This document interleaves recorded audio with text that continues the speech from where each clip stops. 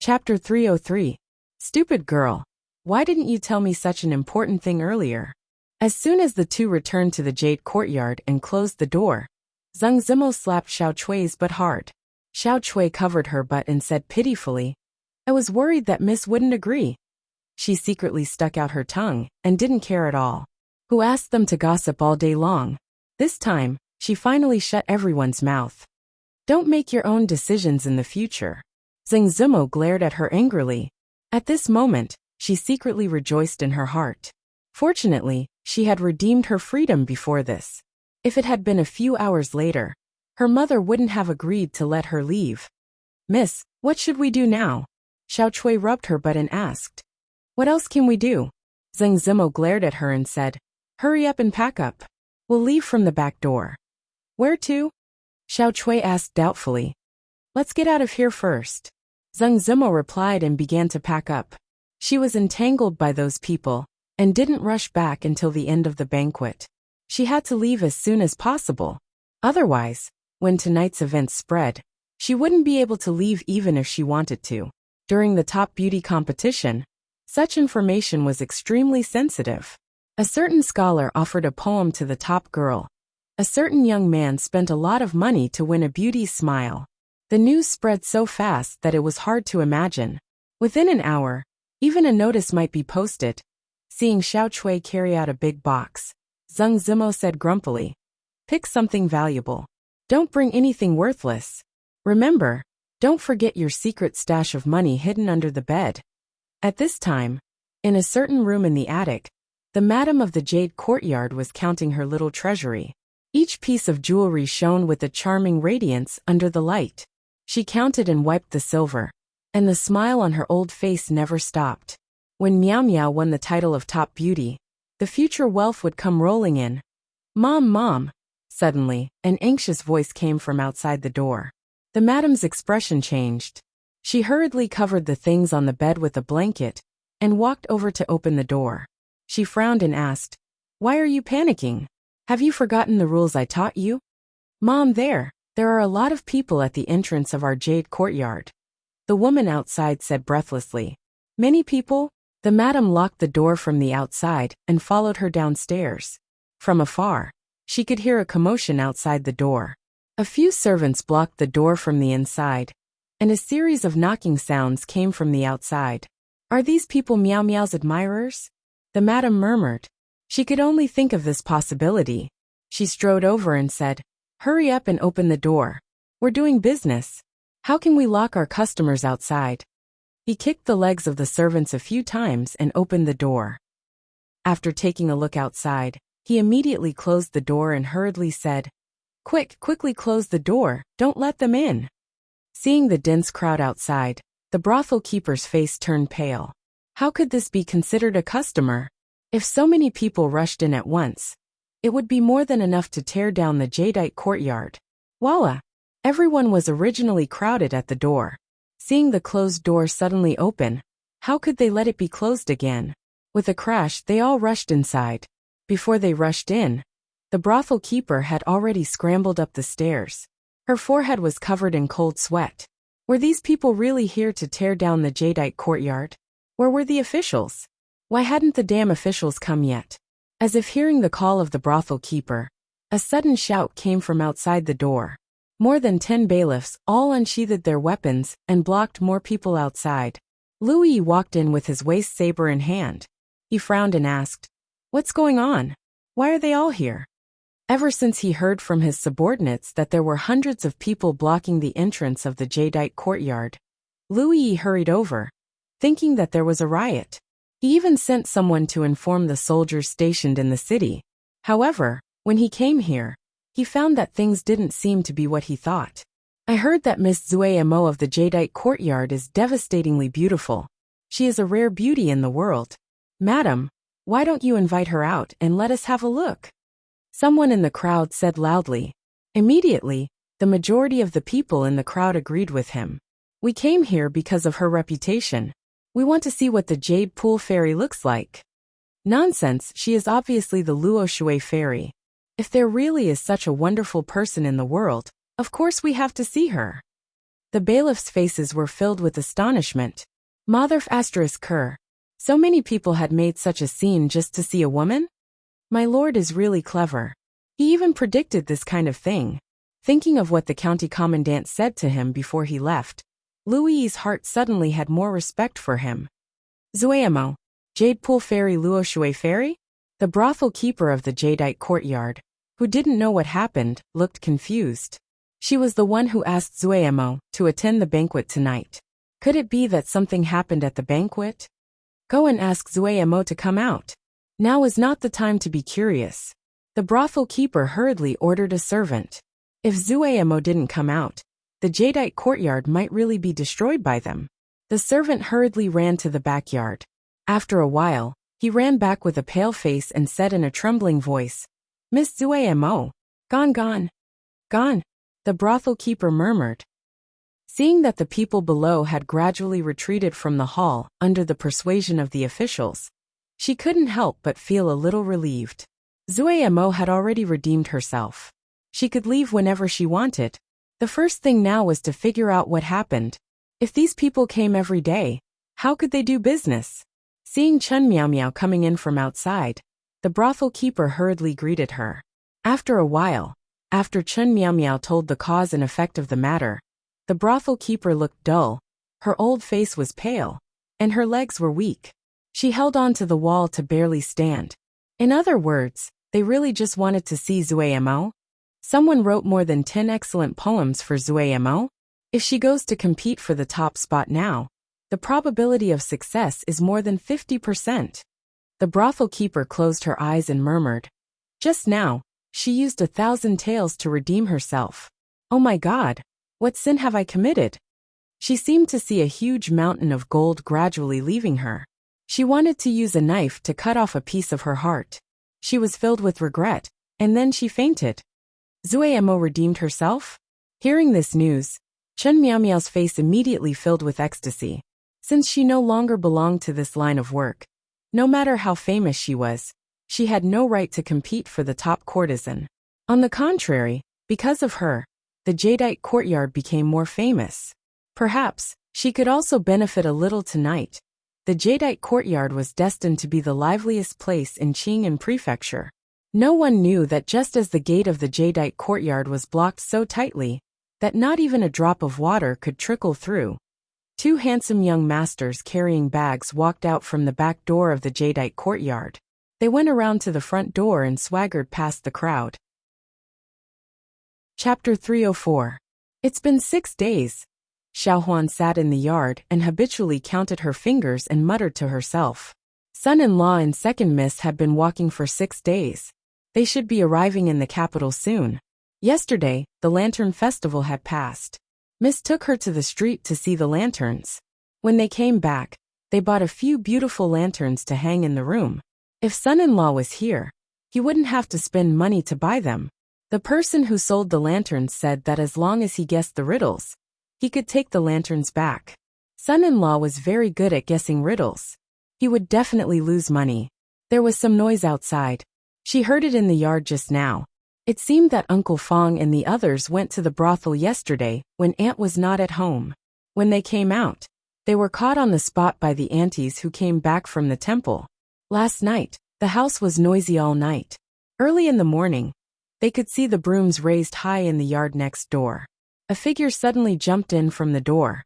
Fong made a shushing gesture to Xiaohuan and whispered, "I'll hide here. Don't tell your aunt." As he spoke, he quickly flashed into the storage room. Xiaohuan sighed. Uncle Fong was such an honest person. Why did he like to go to such an unscrupulous place? She pouted in the direction of the storage room to Aunt Fong, who was chasing from outside. Lying on the rocking chair, it was very comfortable. No wonder son-in-law liked to lie on it before. There was a scream from the room. A figure rushed out of the room and crawled out of the yard. Aunt Fong hurriedly chased after him with the broom in her hand. In the yard next to Rui Square, several long tables were put together. On the table was a huge canvas. A woman in a humble dress with a wooden hairpin in her hair was holding a brush in her hand. The tip of the brush was moving on the canvas. The painting in front of her was more than half finished. The scenery was vivid. A tall tower stood on Lonely Mountain. Huge waves thousands of feet high swept from the front, as if they were going to drown the whole mountain. This was a scene from The Legend of the White Snake, which was the most popular play in recent days. It was called The Flooding of Jinshan. The mountain was so majestic that it looked like it was about to come out of the canvas. The water was so strong that it looked like it was going to surge out of the canvas. From afar, it was very shocking. Wan Ruoqing walked out of the room, shook her head and said, "You can keep your composure. There are people out there who are willing to pay 3,000 taels of silver just to see you. Even a portrait can be sold for more than 100 taels of silver. Why do you work so hard for a few dozen copper coins?" It's different. After standing for a long time, Zheng Zimo twisted her sore waist and said, "I don't care. You promised to take me in anyway. You can't go back on your word now.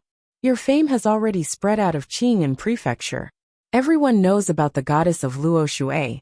The Song of a Beauty and the Ode of the Goddess of Luo have been passed around and copied by countless people. It is said that the price of the paper in Qing Prefecture is 10% higher than usual." Wan Ruoqing looked at her and teased. Who would have thought that the goddess of Jade Pool and goddess of Luo Shui, that everyone in Qing Prefecture knows about, is such a scoundrel? What goddess of Luo Shui? It's all his fault. A trace of embarrassment appeared on Zheng Zimo's face. Every time she heard others recite these lines, she couldn't help but think of that night when she was honest with him. Once the Luo Shenfu was released, her fame grew even greater than before. The matter of the #1 scholar of Qing and Fu composing a poem for a beauty also became a legend.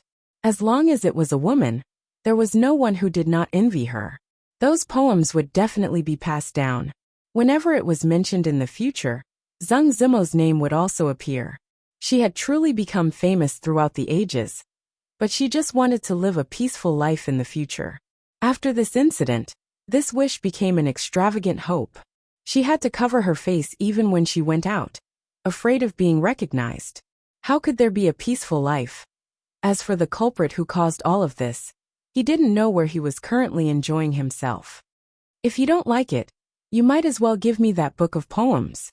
Wan Ruoqing looked at her and said with a smile, "I'm afraid you can't bear to part with it. Without that book of poems, our goddess of Luo Shui won't have something to hold and smile at every night." "And you're talking about me? I don't know who it is that has to take out that sky lamp to look at every 2 days. Zheng Zimo's pretty face blushed slightly, but she didn't lose out at all. An imperceptible trace of envy appeared in Wan Ruoqing's eyes. She changed the topic and said, "The top 10 courtesans of Upper Yuan Night have already been selected. Don't you want to know who the courtesans are this year? Who else can it be? It's just that the battle for the first place is a little more intense, but it's just a competition between Lu Qiaoqiao and Lu Yi.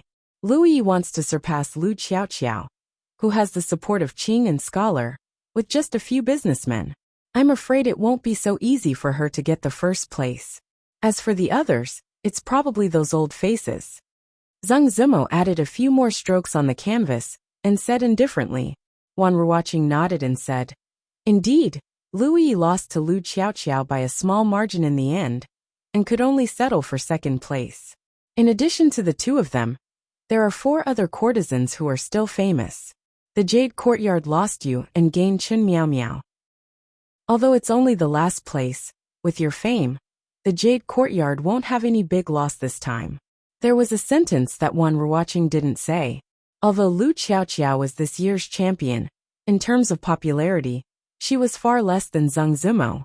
If she didn't redeem herself, even if she didn't do anything, she could still firmly take the position of champion. There was a knock on the door behind her. Wan Ruoqing walked over and opened the door. When she saw the person, she couldn't help but be slightly stunned. "Zheng Zimo, why do you have to do this?" A voice containing too many emotions suddenly sounded. The Jade Courtyard's madam ran into the courtyard. Looking at Zheng Zimo, who was dressed in plain clothes and didn't even have a decent piece of jewelry on her, tears fell down. "Mom, why are you here?" Zheng Zimo was shocked. She looked back and only breathed a sigh of relief when she found that no one had followed her. The madam grabbed her hand and said excitedly, "Zheng Zimo, come back with me. What's wrong with the Jade Courtyard? There's good food and drinks. Even if we have to serve you like an ancestor, it's fine. You're already living a life of happiness. Why do you have to suffer like this? Looking at the madam's tearful and distressed expression, Zhang Zimo was a bit amused and said, Mom, you don't need to persuade me. Since I'm out, I won't go back. Oh right, remember to pick tender ginger in the future. Old ginger is too stinging. You can't stand it.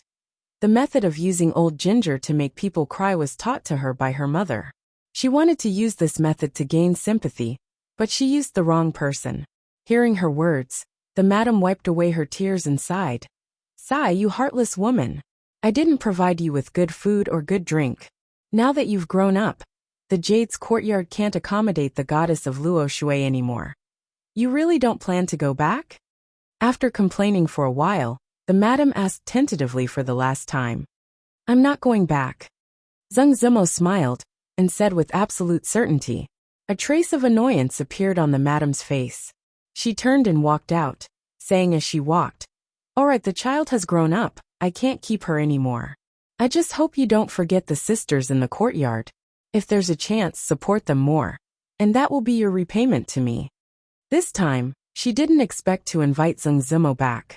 Although she was no longer in the Jade Courtyard, because of her great rise in fame, the Jade Courtyard's reputation also spread. These days, business was very good. If she hadn't been so heartless before and turned to support Chen Miao Miao, even if she couldn't invite her back, she would still be able to get more benefits.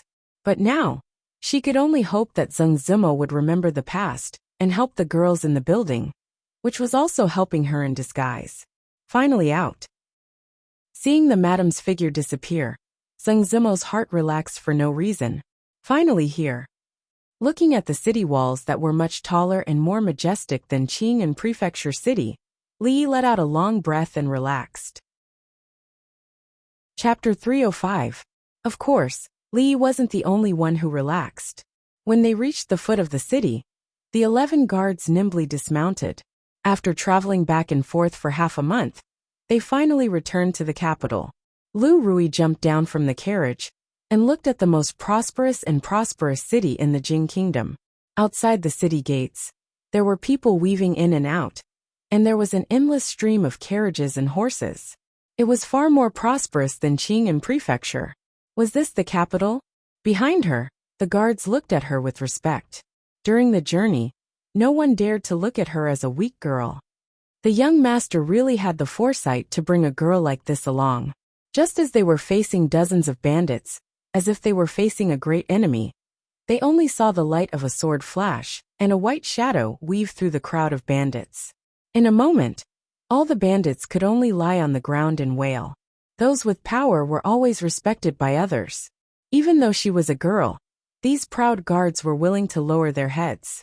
Elderly ordered, Li Zheng, send 2 people back to the mansion first and tell the news of the young master's return. A moment later, 2 people handed their horses over to their companions and galloped into the city. Galloping on horseback was not allowed in the city, so galloping was much faster. Young master, let's go, Elderly said with a smile. Li nodded and re-entered the carriage. The carriage slowly moved forward. Through the gap, he looked at the green stone slabs that were moving backward. His heart was very calm. As they neared the capital, the strange feeling in his heart gradually dissipated. It wouldn't be long before it completely disappeared.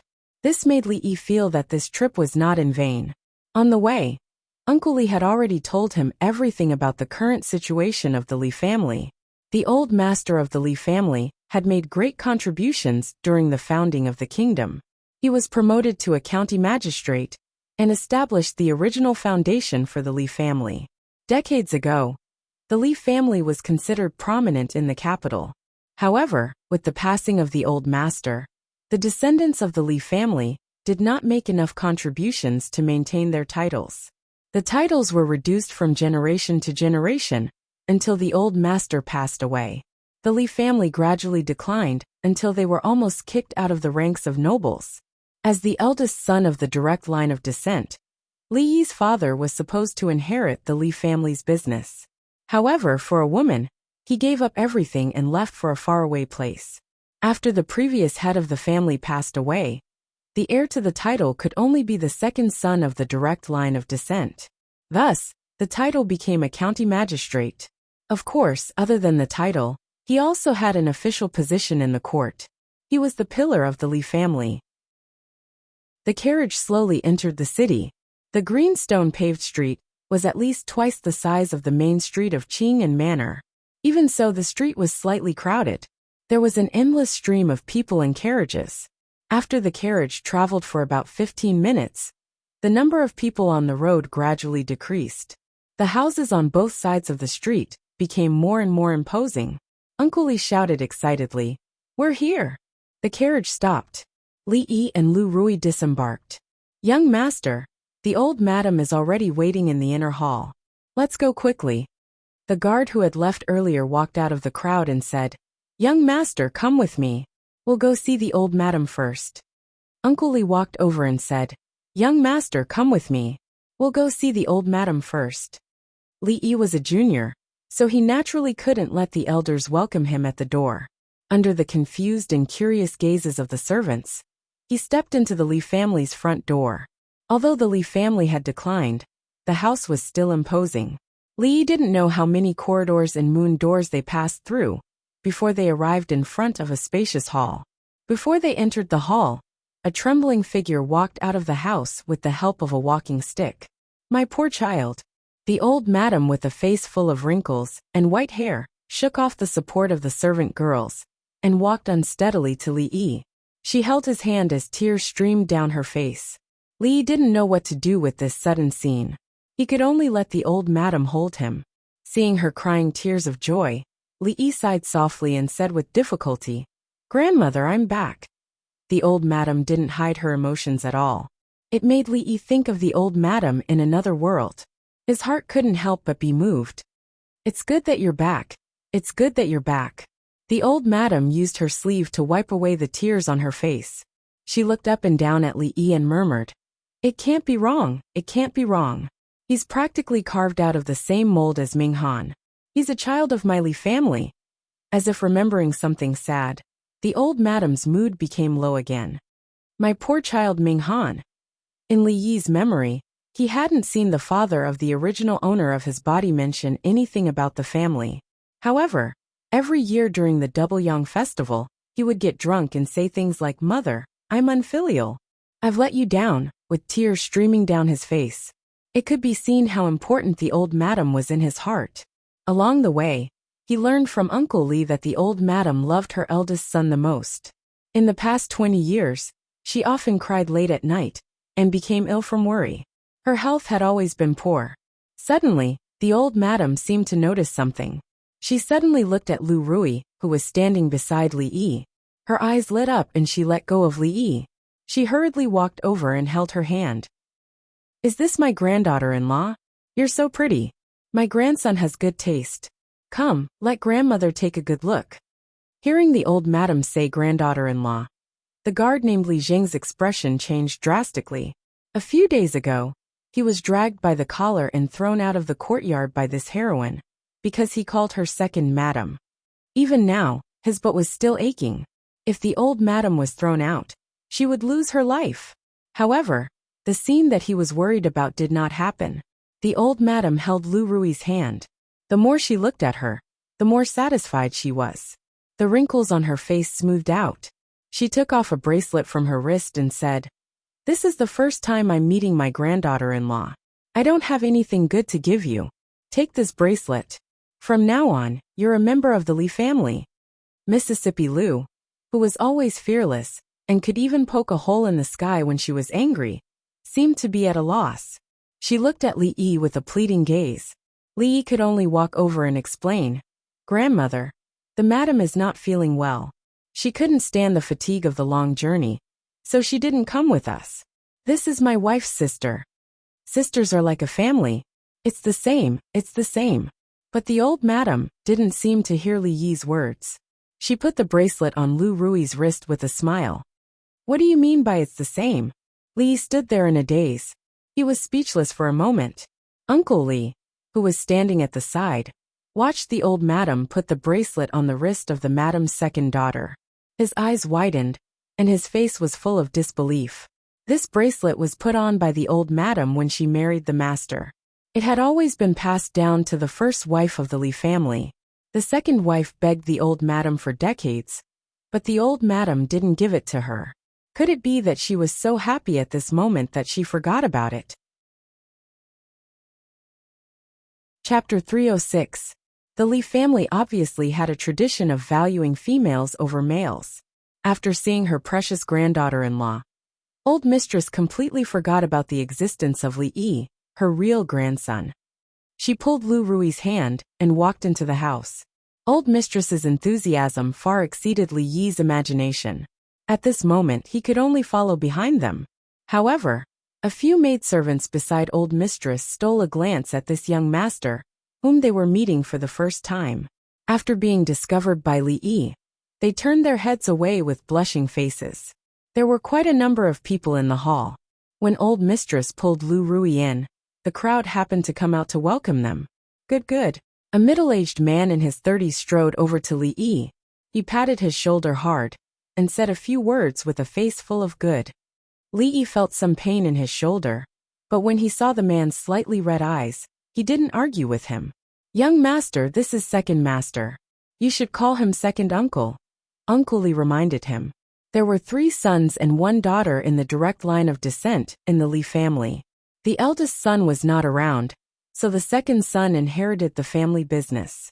This meant that the person in front of him was the master of the Li family, the uncle of the original owner of this body. Second uncle, Li Yi bowed and greeted. Perhaps it was because they shared the same bloodline. Even though it was the first time they met, he couldn't help but feel a sense of familiarity with these people. This is third master, Uncle Li said as he pointed to another younger man. Li bowed again. This third uncle only nodded slightly and didn't appear to be very enthusiastic. Li didn't mind this. Uncle Li had told him long ago that the third master of the Li family had a mild temper. He treated everyone like this and didn't have any ill intentions. There were second uncles and third uncles. Naturally, there were second aunts and third aunts. As long as one was born in a big family, which man did not have at least 1 or 2 concubines? Li Yi recognized a circle of people, but in the end, he only remembered the most important ones. Most of the womenfolk were circling around Rui. Li Yi saw a woman point at the bracelet that old mistress had just given her. She exclaimed with an exaggerated expression, "This bracelet looks so familiar. It looks like the one that old mistress is wearing." Then, everyone's eyes were glued to the bracelet on Lu Rui's wrist. Some were amazed, some were envious, and some were jealous. Li Yi immediately knew that old mistress might have given a big gift. These 2 children have been on the road for a few days. I'm sure they're exhausted. They've met everyone they need to meet. Let them go and have a good rest. If there's anything else, we'll talk about it at night. After a while, the old mistress issued an order. Out of all virtues, filial piety was the most important. The ancients had deeply implemented this traditional virtue. In this family, the men made the decisions for external matters. As for the domestic matters, old mistress was the one in charge. Rui, come with grandmother for a while. When Li Yi was escorted away by a few maidservants, he saw old mistress holding Mississippi Lu's hand and happily walking to the back hall. Although this was still a society that valued appearance, and it was easier to be liked by others if one was beautiful, Li felt that the way old mistress looked at him was not quite normal. Just as he was feeling puzzled, he was brought into a room by a few maidservants. A pretty maidservant said crisply, "Young master, this servant will help you bathe." It had been a tiring journey and he was really tired. It would be nice to have a comfortable hot bath. Li Yi took off his outer robe and suddenly felt that something was wrong. He turned around and saw that a few maidservants were standing behind him, looking at him with red faces. There was clearly some kind of light in their eyes. Li Yi did not have the habit of being surrounded by people when he was bathing. He just wanted to have a good bath alone. After the bathtub and hot water were prepared, he sent them out. Lying comfortably in the bathtub, he began to miss Xiao Huan. At this time, if only he could have a little maidservant's hands massaging his shoulders. How good would it be? He had arrived at the capital, and the favor was almost repaid. When old mistress's birthday was over, he could say goodbye. Rui and Xiaohuan were still waiting for him at home. No matter how big the Li family's business was, it was not his turn to inherit it. Moreover, he was really not interested in it. Coming to visit the Li family was just the obsession of the child in his dream. Li Yi had a premonition that when he dreamed again, he would not be able to see him. Just as Li Yi was lying comfortably in the bathtub, a few maidservants sat in the corridor by the door and whispered, "That is the young master." It seems that the story of the young master running away from home 20 years ago is true. A maidservant with 2 buns exclaimed. A slightly older maidservant whispered, "Of course it is true. The elders in the manor all know that the young master ran away with a woman. Otherwise, how could the second master become the master? I heard from old mistress that the young master looks exactly like the young master. I don't know if it is true." A round-faced maidservant murmured, "It is true, it is true. There is a portrait of the young master in old mistress's temple. I have seen it before. The person in the portrait is very similar to the young master. Old mistress always cries when she looks at the portrait. It should be the young master. The young master is really handsome. Although he looks thin, when he takes off his clothes, he is really well built. Say, who do you think old mistress will send to serve the young master?" In these large families, the maidservants who served the young master would usually become concubines. Although it was not to say that they would fly up the branches and become phoenixes, they would be able to live a life of luxury. Therefore, becoming the young master's maidservant was the dream of most maidservants. Hearing this, one of them sneered, "Stop dreaming. I think the young master doesn't have any feelings for us at all. Otherwise, he wouldn't have driven us all out just now. Even young mistress's second daughter is so beautiful. I think young mistress is also a first-class beauty. Will the young master like us?" The maidservant who spoke just now was obviously disappointed. She changed the topic and said, "Old mistress likes the second daughter very much. She even gave the jade bracelet on her hand to her. I heard that the jade bracelet is only passed down to the first wife of the Li family. Second mistress has always wanted the jade bracelet, but old mistress never gave it to her. This time, second mistress will definitely be unhappy." When they had nothing to do, they would secretly gossip about their masters. It was probably one of the few entertainment for these servants. Especially when there was no one around, the topic would also be bolder. At this time, in a hall at the back of the house, an angry woman pointed at Li Mingzi, the current head of the Li family, and said, Look, how biased she is. Can that bracelet be given away so casually? Does she want that outsider woman to be the first wife of the Li family? I knew it. After so many years, the old lady is still thinking about her eldest son. She keeps calling him good grandson. Does she still care about us? She can give away the family heirloom bracelets today, and she can give away the Li family tomorrow.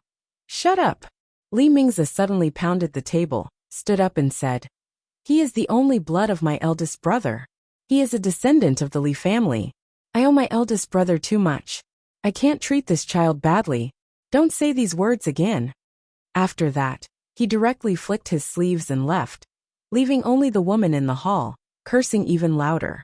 As soon as Li Yi woke up, he felt refreshed. It was rare that he didn't have any dreams recently. He raised his head and looked out of the window, finding that it was already dark. Young master, old mistress asked me to take you to dinner. After knocking on the door, a clear and crisp voice was heard. Chapter 307. The Li family was really big. More importantly, the roads were all twisted and turned, and there were moon doors one after another. Li Yi was not very good at recognizing the roads. After a simple wash of his face, he was still led by a young servant girl through the house. A big family was a big family. They even had a specific place to eat. They were not like those from small villages. Wherever there was a place to squat, that was the dining hall. Just as he walked through the door, a beautiful woman in her early 30s walked over. She pulled his hand and looked him up and down. You really are Big Brother's child. You look exactly like Big Brother when he was young. The women of the Li family had the habit of holding people's hands when they met. When they were in the mood, they might even rub their faces a few times. Li Yi's face was almost deformed by the beautiful woman's pulling, but he still forced a smile and said, "You must be Auntie. Your nephew greets Auntie." The old madam had 3 sons and 1 daughter. Based on the way she addressed him, Li Yi quickly determined the identity of the beautiful woman in front of him. The old madam's youngest daughter was also his aunt in name.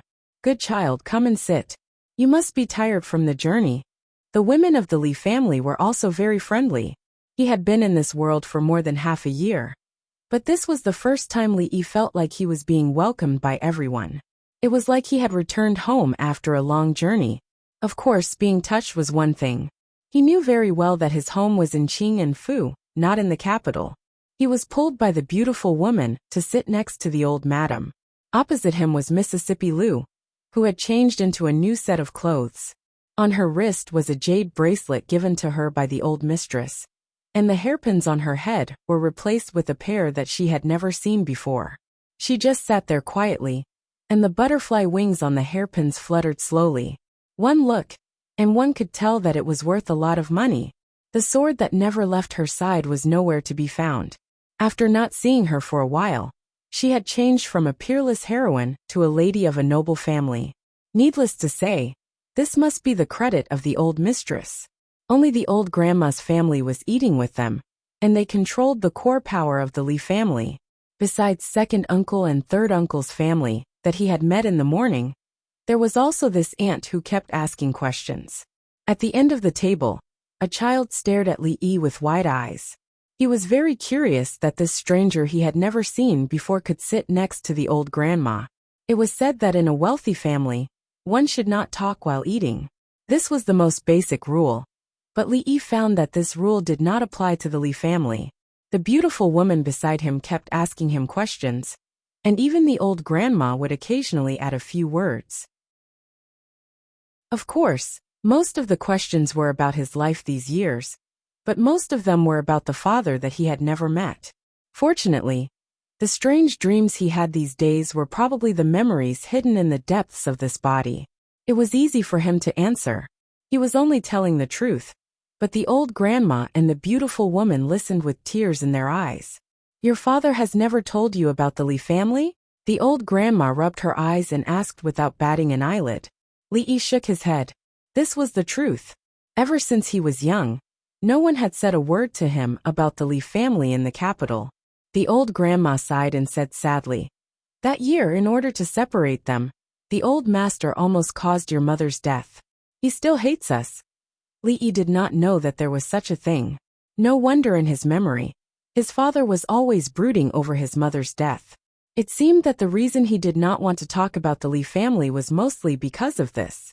Not wanting the old grandma to be too sad, the beautiful woman quickly changed the topic and asked, "I heard from Butler Li that little Er is now a county lieutenant, and it was personally conferred by the emperor?" With regards to this form of address, Li could not react for a moment. Mississippi Lu, who was sitting opposite him, almost spat out the soup in her mouth. She patted her chest and looked at Li Yi with a mocking gaze. "It is the emperor's favor."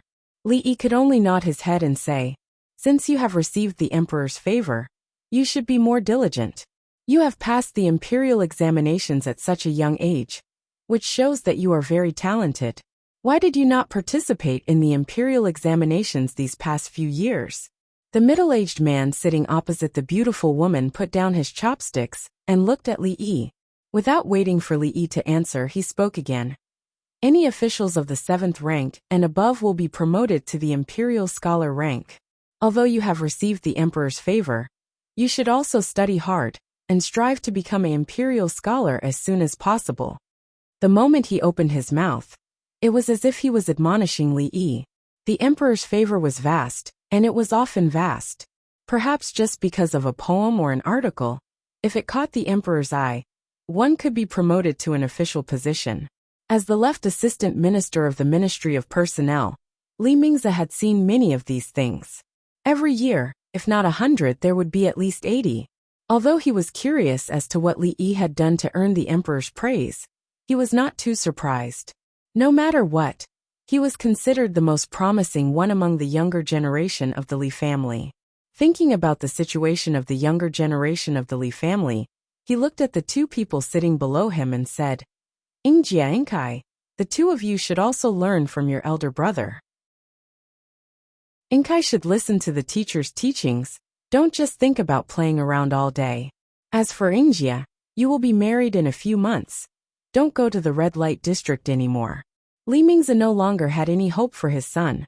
He planned to help him find an official position in the future, so that he could live a stable life. Even if the Li family lost their nobility in a few decades, after so many years of business, they would not fall into a situation where they could be bullied. After Li Mingzi finished speaking, a young man at the end of the table nodded his head. He felt as if he had been shot in the chest by an arrow. However, even if you gave him 10 guts, he would not dare to refute his father's words. As for the young man who was quickly shoveling food into his mouth with a wooden spoon, he only shook his round head. He was most afraid of this second uncle of his. Whatever second uncle said he would do. Hurry up and finish eating. It was time to dig out the bird's nest in the tree in the yard. Fortunately, Li was already immune to this kind of words. He even had to thank Professor Feng. He smiled and said that he would definitely study hard. In his heart, he thought that there were still 7 days until the old mistress's birthday. He wanted to have some time to experience the local customs of the capital. Then he packed his luggage and rushed home. He heard that if he took a boat from the capital, he would arrive at Qing'an Prefecture in less than 2 days. Leaving the White Emperor in the morning among the colorful clouds, 1,000 miles of Jiangling returned in a day. This should be a scene like this, right? The meal was very harmonious. From the bits and pieces of conversation, Li Yi had a deeper understanding of the current Li family. In the capital, the political center of the Jing kingdom, a viscount was indeed not much. A random brick thrown on the street could kill 2 people. However, those families that were once prominent all had some history, and would not decline so easily. This second uncle of his, other than being a viscount, was also an assistant minister of the Ministry of Personnel. He could be considered a high-ranking official in the court. At his age, it was very likely that he would advance further in his lifetime. As long as he did not commit any political crimes, he could at least ensure the safety of the Li family for decades. In this kind of Li family, it did not matter much whether he was there or not. It was uncomfortable to be controlled by others in everything. It was better to return to the small Qing'an prefecture and live life with Rui in that small courtyard. After sending away the servant girl arranged by the old mistress, he sat in the courtyard assigned to him.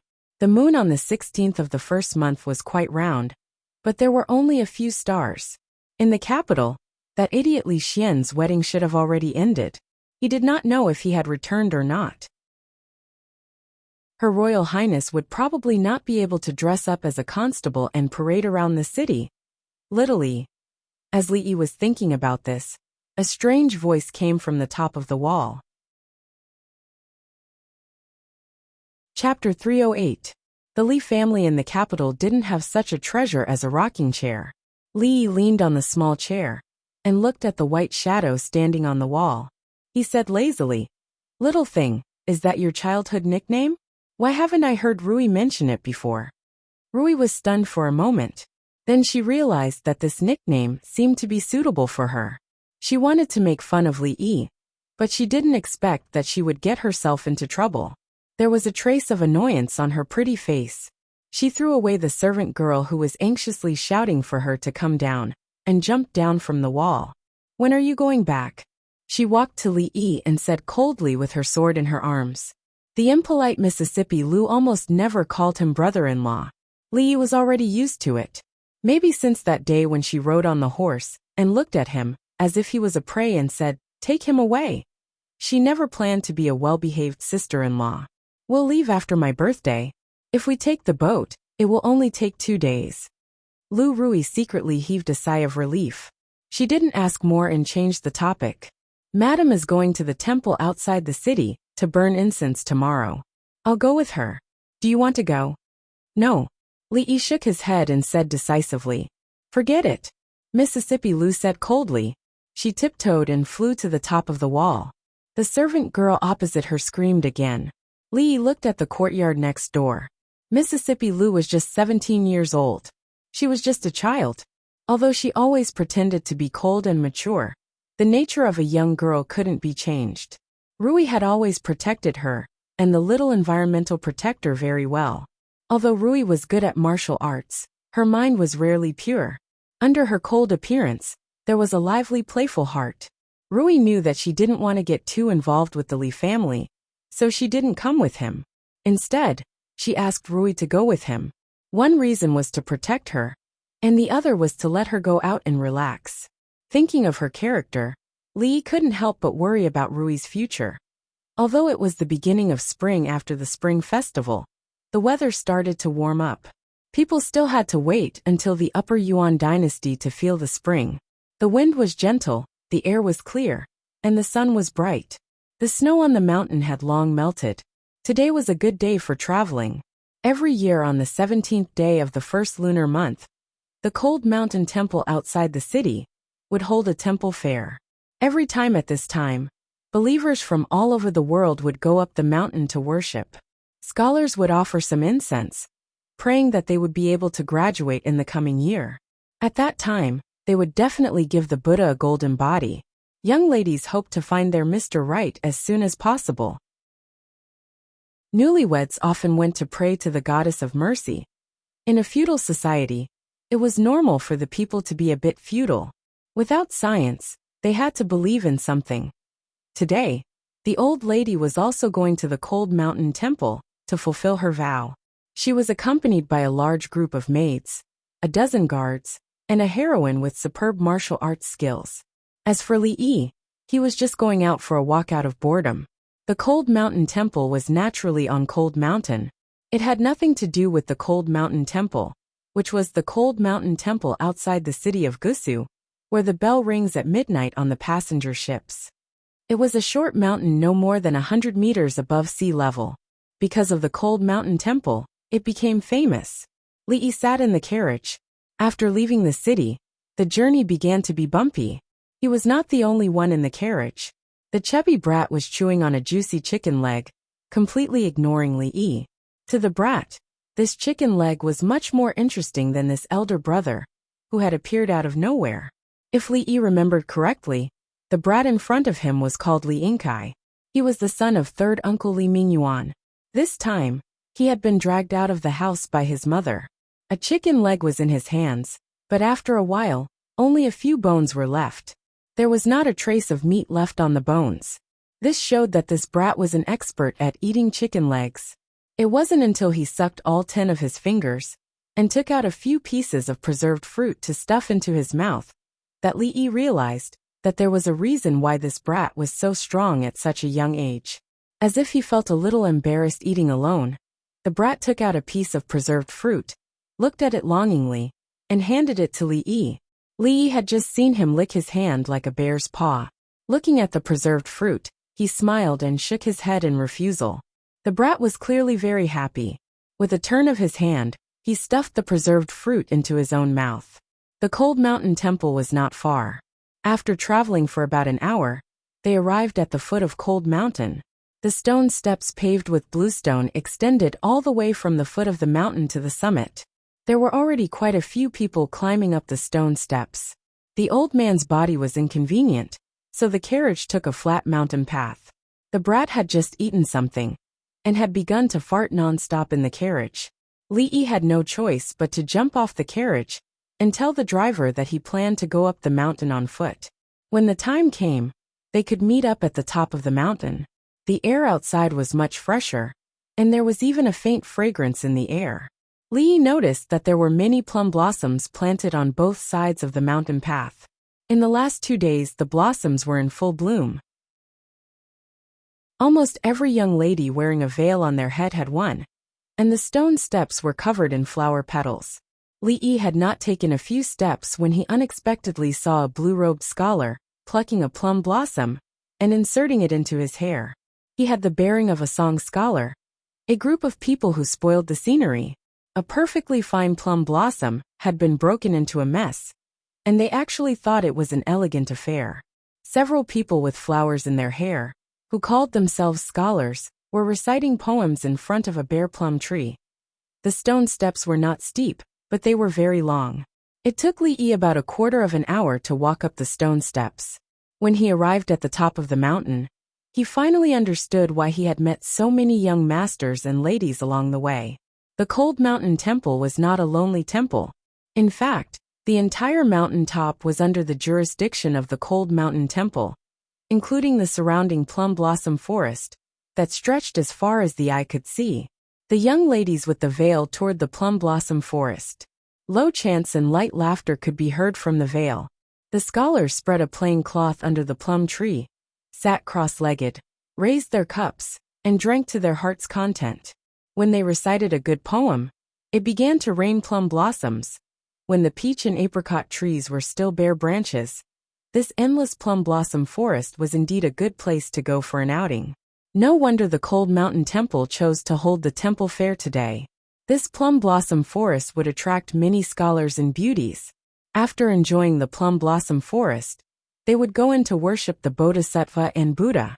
Naturally, they would also offer incense. These bald donkeys really knew how to pick the right time. Naturally, Li Yi was not in the mood to enjoy the plum blossom forest alone. 2 coachmen were guarding outside the temple. They said that the old mistress had brought everyone into the temple to offer incense and to visit a famous monk. They were afraid that they would not come out for a while. Deeply educated by Marxism-Leninism, Li Yi did not believe in Buddha in the past. However, since something as unimaginable as time travel could happen, what else was impossible? He respectfully lit a stick of incense and threw a piece of silver into the merit box. Then, he leisurely strolled around the temple. He did not like crowded places, so he chose quiet paths. The antique temple also had a unique charm. It was simple and dignified, which was something that the temples of later generations did not have. After passing through a few arched doors, the people gradually became sparse. When he walked out of the last moon door, a plum blossom forest that was even more flourishing than the outside appeared in front of him. "Why are you worried, almsgiver?" An old voice came from the plum blossom forest. "Life is full of unsatisfactory things. How can I not be worried?" The young man's voice continued. Li Yi stopped, and a look of interest appeared on his face. He took a few steps forward and saw the backs of an old monk and a young man in the depths of the plum blossom forest. Hearing the young man's words, the old monk casually pointed at a plum tree and smiled without saying a word.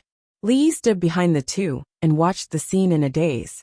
Could this be the legendary Zen master and the young man? The young man was enlightened and murmured, "Master, do you mean that the plum blossoms have endured the bitter winter to have the fragrance they have today? The hardship is temporary, but as long as it is endured, it will bloom in spring?" Li Yi really did not want to spoil a perfect joke. He laughed until he held his stomach and said, "No, what master means is, what are you talking about in front of the plum blossom?" "Who?"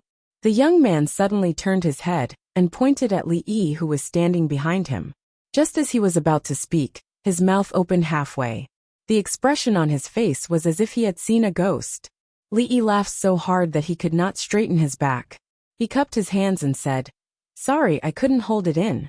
Please continue." It was not good to spoil other people's discussion of Zen. Li Yi planned to laugh again after he left. He did not look at the old monk and the young man's reaction. He guessed that they were still pondering the meaning of his words. He turned and walked in the direction he came from. Seeing Li Yi's reaction, a look of doubt appeared on the young man's face. Seeing that Li Yi was about to walk out, he hurriedly said, "Brother, please wait." Hearing the young man's words, Li Yi's footsteps sped up. He thought to himself that this guy did not want to continue discussing Zen with the old monk. Why did he come to me? Stop. Just as he was about to walk out of the moon door, 2 figures suddenly flashed in front of him and blocked his way. Seeing the 2 men standing in front of him, Li Yi was stunned. The expression on his face was also as if he had seen a ghost.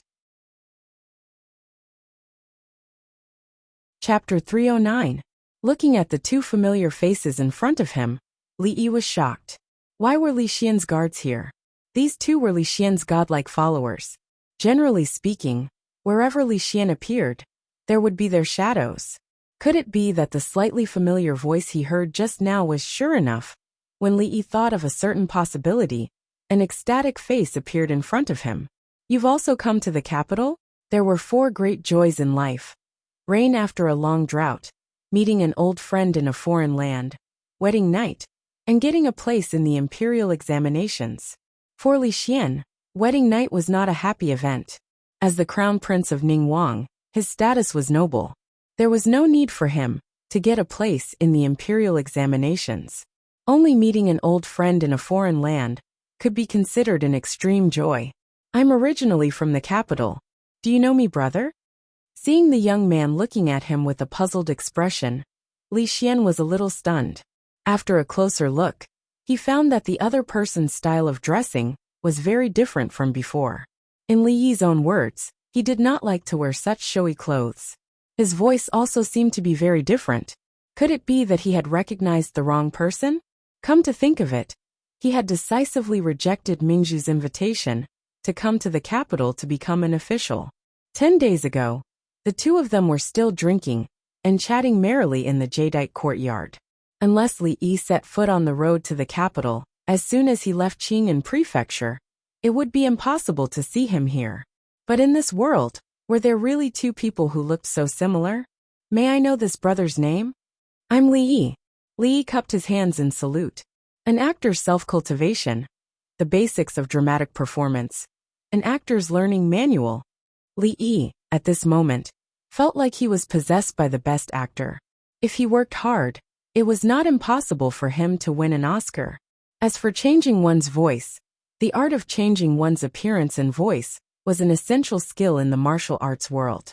With just a little bit of skill, one could become a qualified voice actress. Li Xian no longer doubted his identity. After all, if it was really Li Yi, it was impossible for him not to recognize him. At this moment, he began to be interested in this person called Li Ming. Their appearances were more than 90% similar, and they were both surnamed Li.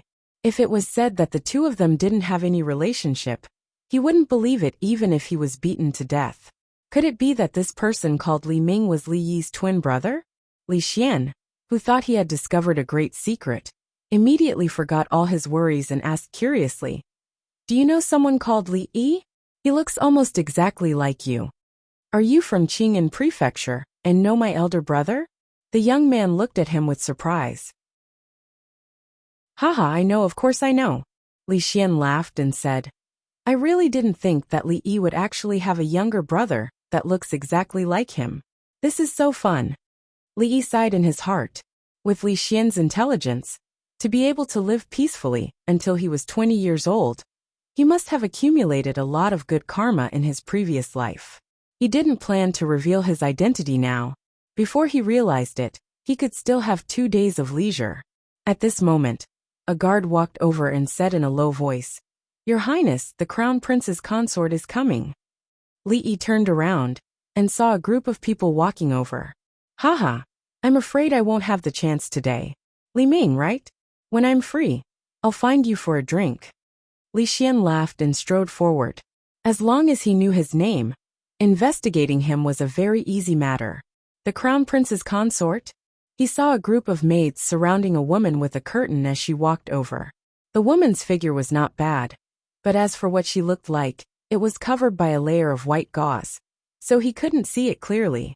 Li Xian hadn't been in the capital for long. It seemed that his marriage had only happened a few days ago. It was said that his Crown Prince's consort was the legitimate daughter of a wealthy family in the Jing Kingdom. Her status was incomparably noble, and she was also an outstanding beauty. However, the 2 of them didn't stick together all day long during their honeymoon period. Li Xian, this fellow, was discussing the problem of worry with the old monk. Could it be that the couple's life was not harmonious? If that was the case, finding the old monk would be useless. He should go find an old Chinese doctor. "Husband, have you seen Grandmaster Sandalwood Yin?" Li Xian walked over with a smile on his face, and a light voice came from the veil. Li Xian nodded and said, "Great Master Tan Yin is well versed in Buddhism, and is worthy of being an enlightened monk. I have benefited a lot from talking with the Great Master. Husband's complexion is very good. I presume that the Great Master has already dispelled husband's doubts. Ling Long, before you leave, double the amount of incense in the temple." The woman's voice was soft. A maid beside her immediately nodded in agreement. Since you've finished offering incense and paying respects to the Buddha, let's return early. After saying this, Li Xian walked forward with large strides. The lips of the woman in the curtain moved, but in the end, she didn't say the words of appreciating the plum blossoms together. She let out a long sigh and said, "Let's go." The luxurious carriage slowly descended along the mountain path. Dozens of guards surrounded the carriage. Inside the carriage, the woman who had already taken off the curtain sat upright on the brocade couch. She looked out the window at the young man, who would rather ride a horse than ride in the same carriage as her. Her eyes were slightly lowered, and her fair hands tightly gripped the hem of her dress. I wonder what expression Mingzu would have if she knew that Li Yi has a brother who looks exactly like him. Li Xian rode on the horse with a strange smile on his face. "Your Highness." A guard rode a horse and whispered as he caught up to him. "What is it?" Li Xian turned to look at him. "Just now at Cold Mountain Temple." The guard hesitated for a moment and said, "I think I saw Miss Rui." "Miss Rui?" Li Xian raised his brows. "Which Miss Rui?" Then, as if he suddenly thought of something, he pulled on the reins of the horse and asked, "Are you talking about Mississippi Lu?" "Maybe I saw wrongly. Maybe they just look alike," the guard said after thinking for a moment. It was a coincidence if it happened once, but it was inevitable if it happened twice. An excited expression appeared on Li Xian's face. He pointed at a few people and said, "The few of you, follow me up the mountain. The rest of you, escort the crown princess back to the residence." A few clouds of dust disappeared from the mountain path. Inside the carriage, the woman revealed a disappointed expression. She put down the curtain and said, "Let's go." Li Yi was looking at the old monk in front of him with a vigilant expression. In just the blink of an eye, the old monk had appeared in front of him. It was enough to show that the old monk was an expert. At the very least, he couldn't beat him. When I pointed at the plum tree just now, I meant to say that a moment of suffering is nothing, and that there will be a day of happiness after suffering. Just like what the benefactor said. The old monk looked at Li Yi with a smile and asked, "Young benefactor, how could you have such a misunderstanding?" Li Yi understood that the old monk might be unhappy with his interruption just now. This was not a joke on the internet in the future, but a real Zen master. When facing a real Zen master, he naturally couldn't just casually make up a joke to deal with it. Li Yi's expression turned serious, and then he smiled mysteriously. He looked at the old monk and said, "The Buddha said, it can't be said, it can't be said." After saying that, he elegantly turned around and strode back in the direction from where he came. The old monk was stunned on the spot. After a long time, a smile appeared on his old face. He looked at the direction in which Li Yi left and said, "All appearances are fabricated. Worry is also empty, and worry is also empty. I was too obsessed with appearances. Young benefactor, you have great wisdom." Chapter 310. He pulled out a line in Buddhist language that he had heard from somewhere, and he didn't know if it was Buddhist language or not. In any case, that line, which he didn't understand but felt awesome, had frightened the old monk. Taking advantage of the fact that he hadn't recovered his wits, he hurriedly ran away. Who knew whether or not he would use the 1,000-leaf palm of great compassion and great compassion to strike him when he woke up. Cold Mountain Temple was not small, with innumerable halls and pavilions. The old madam seemed to be listening to some famous monk preach the scriptures. For a moment, he didn't know where Rui and the others had gone. So Li Yi decided to just stroll around the temple. The temple fair would last for 3 days. In these 3 days, there was an endless stream of visitors to Cold Mountain. There were believers who came to pray to Buddha and burn incense, as well as young men and women who came solely to admire the plum blossoms. The sharp-witted peddlers had long since grasped this opportunity and had long since found a spot at the top of the mountain, selling little trinkets like combs, wooden tablets, and so on. They claimed that these items were treasures that had been consecrated by the high monks of Cold Mountain Temple. 10 copper coins couldn't buy them. 10 copper coins couldn't buy them, and 10 copper coins naturally couldn't buy a comb either. Treasures personally consecrated by the high monks were not for sale for less than 1 copper coin. In addition, There was naturally no lack of people selling food. On a plaza far away from the plum blossom forest, a space had been cleared out. Peddlers carrying poles stood next to each other, loudly shouting steamed buns and noodles. They were not allowed to go to the plum blossom forest, saying that it would spoil the mood of those nobles. Any young master or young lady, there was not someone they could afford to offend. A chubby boy dressed in embroidered clothes ran out of the plum blossom forest, huffing and puffing. He threw down a handful of silver, and in a short while, he ran into the forest with a large pile of food. Under a plum tree, a little girl of about 7 or 8 raised her head in anticipation. "Little candy eat." The chubby boy ran over, panting heavily, and placed all the things he had bought on the white cloth on the ground. "Thank you, big brother," the little girl said sweetly. She first picked up a piece of candied plum and gave it to the chubby boy. Then she sat down and began to eat. There were quite a few children of this age in the forest. They came out with their families, so it was impossible for them to quietly chant sutras and worship Buddha with the adults. In order to prevent them from making noise in the temple, most families would let their servants watch over them and let them play by themselves in the plum blossom forest. At this moment, there were a few servants standing behind the 2 children. Seeing the 2 young masters eating quietly, they began to chat. "Hey, Fatty Lee, you are here too." A few youths dressed in embroidered clothes quickly surrounded them, as if they had discovered a new continent. The little fatty's expression changed at first, then he puffed out his chest and said, "Shin Xiaotian, I don't want to fight with you today. Why are you eating every time I see you? I think you might as well not call yourself Li Inkai. Call yourself Pigly instead." The few of them clearly had enmity with each other.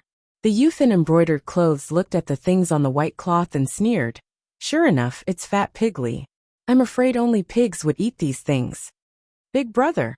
The little girl nervously grabbed onto the corner of the little fatty's clothes. "Pigly, is this your sister? I thought everyone in your family was as fat as you." The youth in embroidered clothes laughed out loud. He suddenly ran over and fiercely stepped on the food on the white cloth. He pulled the little girl's face and pointed to the ground, saying, "This is the real pig's feed. How could a child bear such humiliation?" The little fatty only felt his blood rushing to his head, and he punched the chest of the youth in embroidered clothes. "You dare to make a move, hit him." The youth in embroidered clothes seemed to be waiting for this moment. After avoiding the punch, he immediately shouted. Several youths behind him immediately swarmed up and pressed the little fatty to the ground. The little girl on the side was so scared that she cried out. The faces of several servants changed. Just as they were about to come over and pull them away, they were blocked by a few people who had been following behind the youth in embroidered clothes. There were many figures in the plum forest. Many people saw the scene here. Seeing that it was just a few children playing, they didn't take it to heart. "Hey, Fatty Lee, as long as you call me Grandpa, I'll let you go. How about it?" The youth in embroidered clothes squatted down and patted the little fatty's face. "Call you Grandpa?" The little fatty had the advantage in size. He suddenly turned over and broke free from the few youths behind him. With a tiger pounce, he pressed the youth in embroidered clothes under his body. "Only when I'm full will I have the strength to beat you." With a loud shout, he clenched his fist and punched the youth in embroidered clothes. In the end, his fist didn't land on the face of the youth in embroidered robes.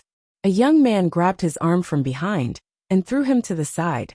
He helped the pale-faced youth in embroidered robes up and said in a flattering manner, "Young master, are you all right?" Many people around frowned. A few children playing was nothing, but this young man attacking a child was a bit too much. "Catch him for me." Just now he was almost beaten by Li Yingkai. The youth in embroidered clothes had a pale face. He was so angry that he stomped his feet and said to the young man, "Stop." The few servants of the little fatty were firmly blocked and could not rush over. They could only shout anxiously. Looking at the man walking towards him, the little fatty rubbed his bruised wrist and stood up with the help of a tree. He stared at the man with an unyielding expression. Who are they? How can they be so domineering in the cold mountain temple? Someone around asked doubtfully. "Lower your voice. That is the young master of Duke Chen's family. The little fatty is called Li Yingkai. He should be the younger generation of assistant minister, Li of the Ministry of Personnel. No wonder. These two families have been feuding for more than 10 years. However, it is a bit too shameless for a man to attack a child. That should be High Duke Chen's bodyguards. Little Fatty only has a few servants who don't know martial arts. He's definitely going to suffer this time. However, it's just a joke between the younger generation. It won't be a big deal. Originally, there were a few people who disliked the man's behavior. After hearing that he was from Duke Chen's family, they immediately stopped talking. For most people, these words still carried a lot of weight. The little fatty gritted his teeth. When he saw the man's hand reach over, he was about to rush over. However, a hand reached out from behind him and grabbed the man's wrist. With a gentle shake, the man fell to the ground holding his arm and could not get up. At the same time, he felt someone pat him on the shoulder, and a voice came from behind him. If you are being bullied, fight back yourself. The little fatty turned around and looked at the familiar figure. After a moment of shock, he shouted and rushed towards the youth in embroidered robes. The youth in embroidered robes wanted to run, but his reaction was a beat too slow. Soon, he was once again pounced on by the little fatty. The surrounding youths quickly rushed over to help, but they were unable to stop the little fatty's fist from landing on the youth in embroidered robes' face. The faces of the men blocking the little fatty's servants changed. Just as they were about to step forward, they saw the young man walking towards them. Let the children deal with their own matters. We should not interfere. Get out of my way, one of the men said impatiently. Just as he was about to walk past the young man, his body flew backwards in the next moment. So there is no room for discussion? The young man looked at the men who were looking at him warily, and the smile on his face disappeared. Chapter 3:11. Just now, Li Yi's view of this little fatty, who was always thinking about eating, changed. He knew that he was no match for him, but he was still unyielding. When fighting, he still remembered to protect the little girl behind him. It was hard to tell that this little fatty, who was a little hot-blooded, was actually the son of his third uncle, who was always indifferent no matter what happened. Even if the world was destroyed, it would have nothing to do with him. The grudges between children should be solved by them in their own way. It was fair no matter who won or lost. There was no need for these lackeys to intervene. You're courting death. Seeing that the young man kicked one of their people away, the remaining 4 guards were immediately furious. One of them went around to help the young man in embroidered clothes, while the other 3 surrounded Li Yi. The 2 people that were dealt with just now, one was a trick, and the other was a surprise attack. Among the remaining 3, one of them gave him a little pressure. Even if he could deal with them, he would not feel good. At the very least, he would have to take a few punches and kicks. Li Yi was not prepared to be beaten. He looked at the young man who was watching the show with his arms crossed and asked, "How long are you going to watch?" Bang! The man walking towards the little fatty was sent flying by Li Xian's bodyguard with a kick. Li Xian walked over with a playful look in his eyes. He looked at him and said, "I couldn't tell that brother Li Ming actually had such skills." Li looked puzzled. "You've seen my brother?" Li Xian's footsteps paused, and the expression on his face began to become suspicious. "Who are you people? How dare you interfere in my business?" Seeing that one of their own people was sent flying, and this guy who came out of nowhere treated them as nothing, one of the 3 people, who was obviously a bit tough and irritable, said angrily. Even though the capital was full of nobles, the Chen public house could be considered as a giant. Except for the imperial family, and a few families that couldn't be provoked, it was basically an existence that could do whatever it wanted. Don't look at this big man's rough appearance. He was able to stay close to the young master and protect him. He had never heard that the Li family had any powerful backing, not to mention that the people in front of him were very unfamiliar. They were not the families that they couldn't afford to offend, so what was there to worry about? Your father. Li looked at the man in surprise, and gave him a thumbs up in his heart. Daring to call himself lousy in front of Prince Ning's crown prince. Was this guy trying to rebel and become Prince Ning himself? The royal family cared a lot about their dignity. Being disrespectful to the emperor was a serious crime that could result in beheading. This person dared to call the emperor brother, so he was a good man with courage. Jingke could be considered as a courageous man, but in the end, he was chopped into pieces by Emperor Qin Shi Huang. There were so many courageous men on Mount Liang, but in the end, all of them were wiped out. Since the ancient times, all the courageous men were now dead. From this, it could be seen that hot-blooded men usually did not have a good ending. Not long after the man said the word lousy, he was slapped in the face by one of Li Xian's guards, causing him to spit out all his teeth. By the time the other two reacted, their shoulders had already been pressed down, and they couldn't move at all. Break their legs. The leader of Li Xian's guards made the decision on his own. Don't you dare. We are from the house of Duke Chen. Both of their legs were about to be broken. If they didn't raise the flag now, it would be too late. Usually, when they bullied others, most of them would just give them a beating. Even when they were dealing with those insignificant lords, they wouldn't break their legs. This was an act that completely shed all pretense of cordiality. When the leader of the guards heard this, he turned and looked at Li Xian. In the next moment he turned back and said to the guards, "Since they are from the house of Duke Chen, just break one of their legs." In order not to disturb the atmosphere of people admiring the flowers, and to be a civilized person, the guards decided to drag them out of the peach forest and break their legs. At this time, the outcome of the fight with the little fatty had also been decided. It had to be said that when it came to fighting, the fatty had a natural advantage.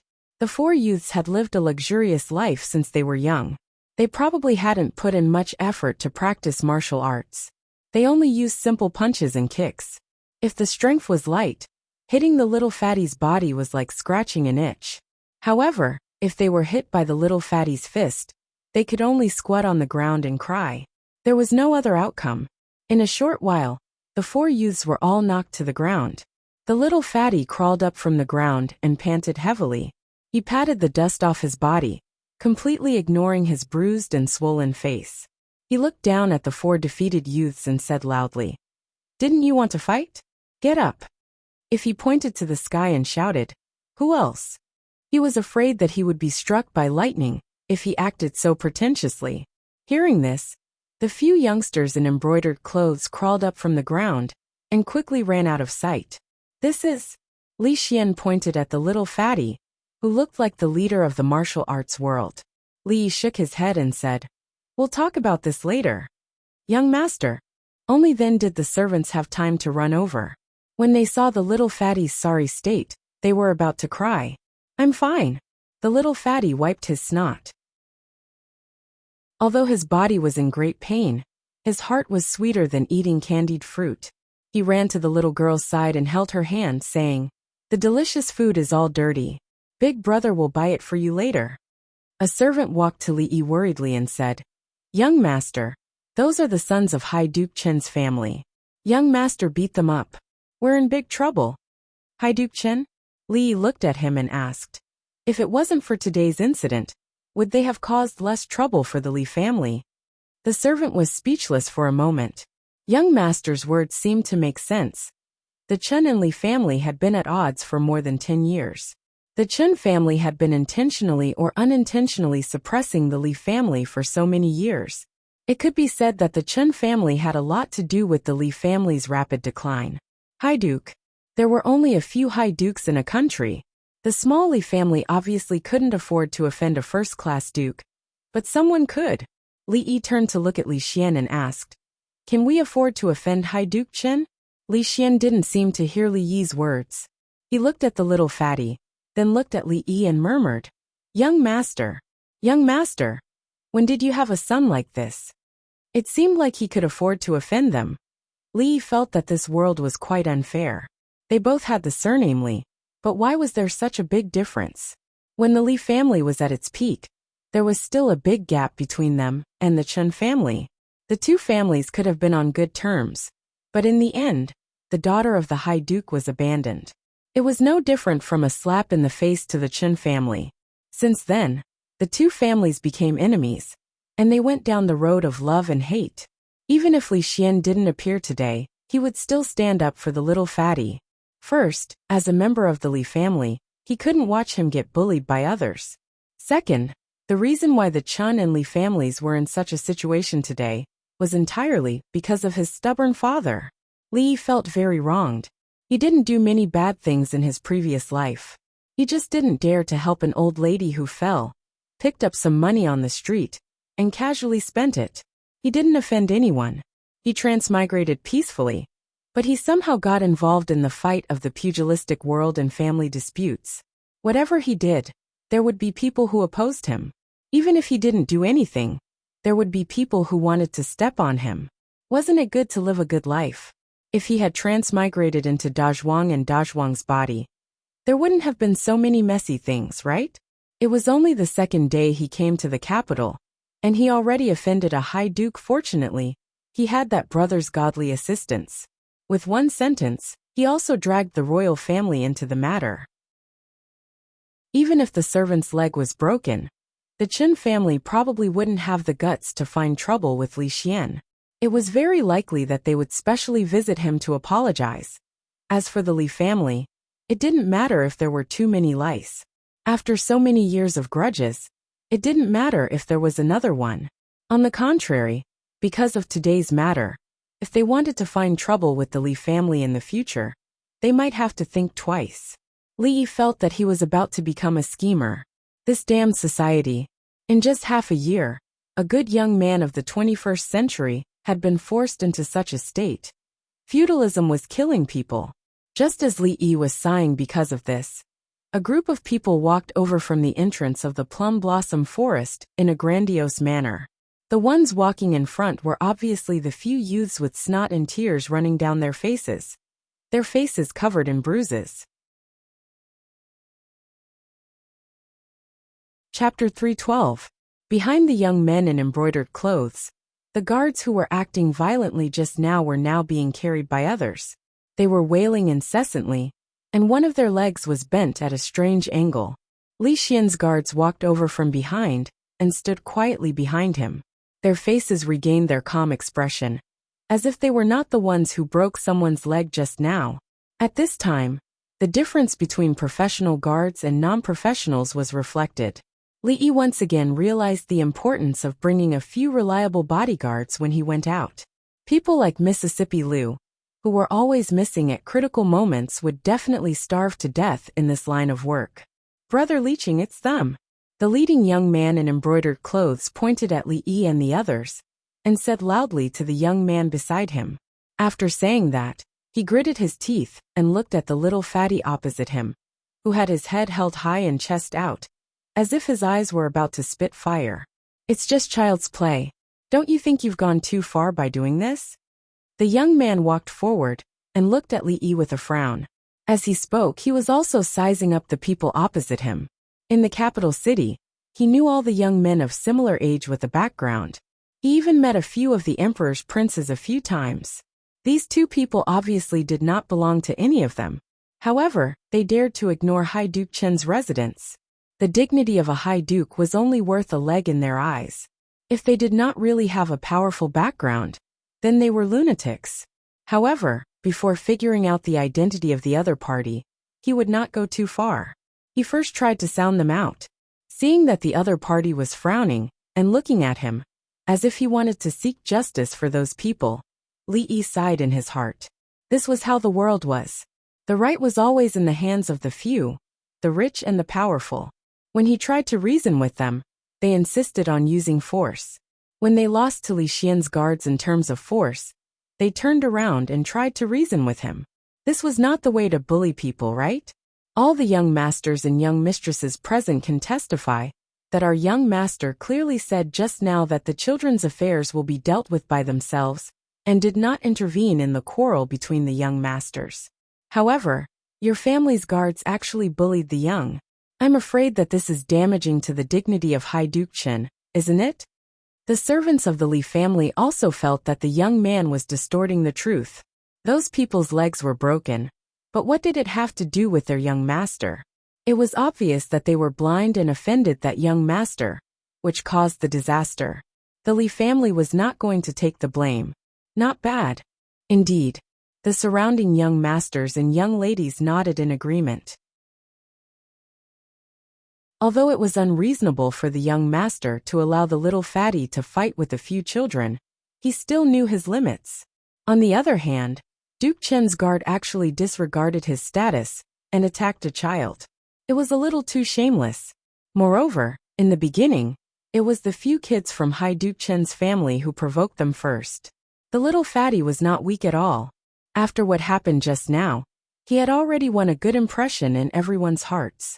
As for the bodyguards who had their legs broken, they had only themselves to blame. How could someone who could bring so many powerful bodyguards with him be an ordinary person? The house of High Duke Chun might be a colossus in the eyes of ordinary people. But what kind of place was the capital? There might not be many people who did not respect the house of High Duke Chun, but a few bodyguards who relied on their master's power would not be taken seriously. Feeling the gazes from the surrounding people, the young man felt a little embarrassed. He said, "Even if they are in the wrong, isn't it too cruel to break people's legs so easily?" Li realized that this guy seemed to have set his sights on him. From the beginning to the end, he only broke one person's arm and sent another flying with a kick. The person who broke their legs was standing behind Li Xian. Every injustice had its perpetrator, and every debt had its debtor. If he had the ability, he could go and find them. What was the logic of always coming after him? Moreover, what was so cruel about breaking a person's leg? That guy wanted to be Li Xian's father and be brothers with the emperor. It was already benevolent of His Highness that he was not beaten to death. Even if he went up and slapped Li Xian twice or kicked him twice, his crime would be much lighter than calling himself father in front of him. In the end, there were still people who were reasonable.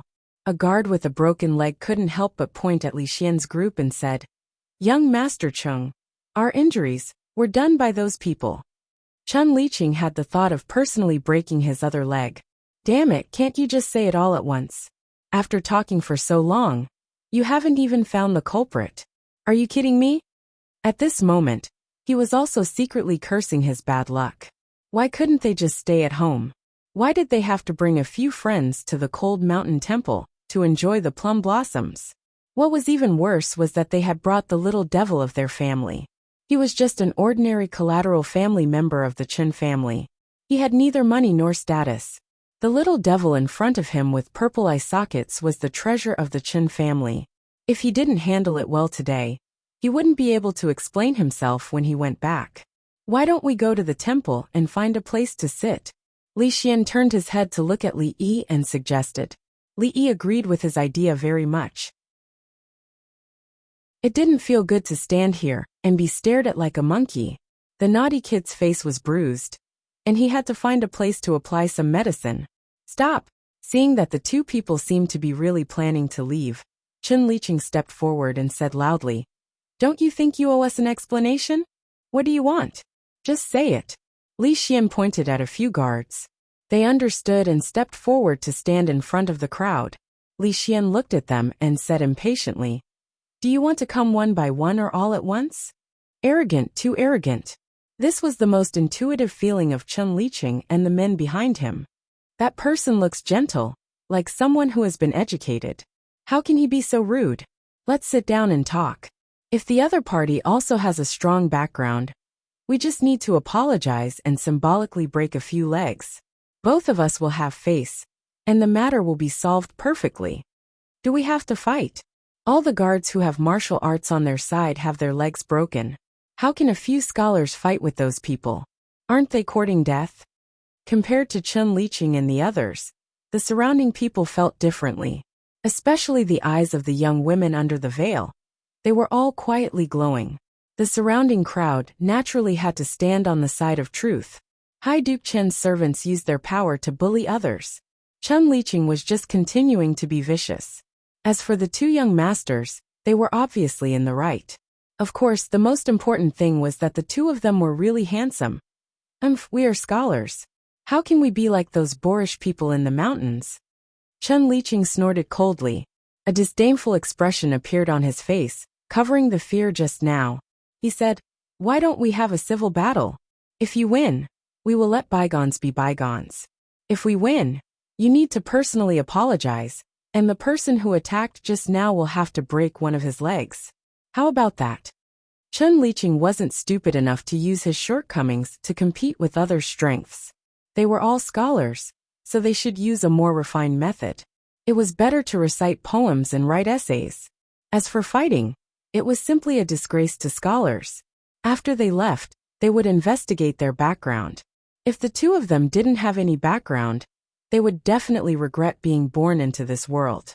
Civil battle? Hearing this, Li Xian thought for a while and decisively shook his head. Too troublesome.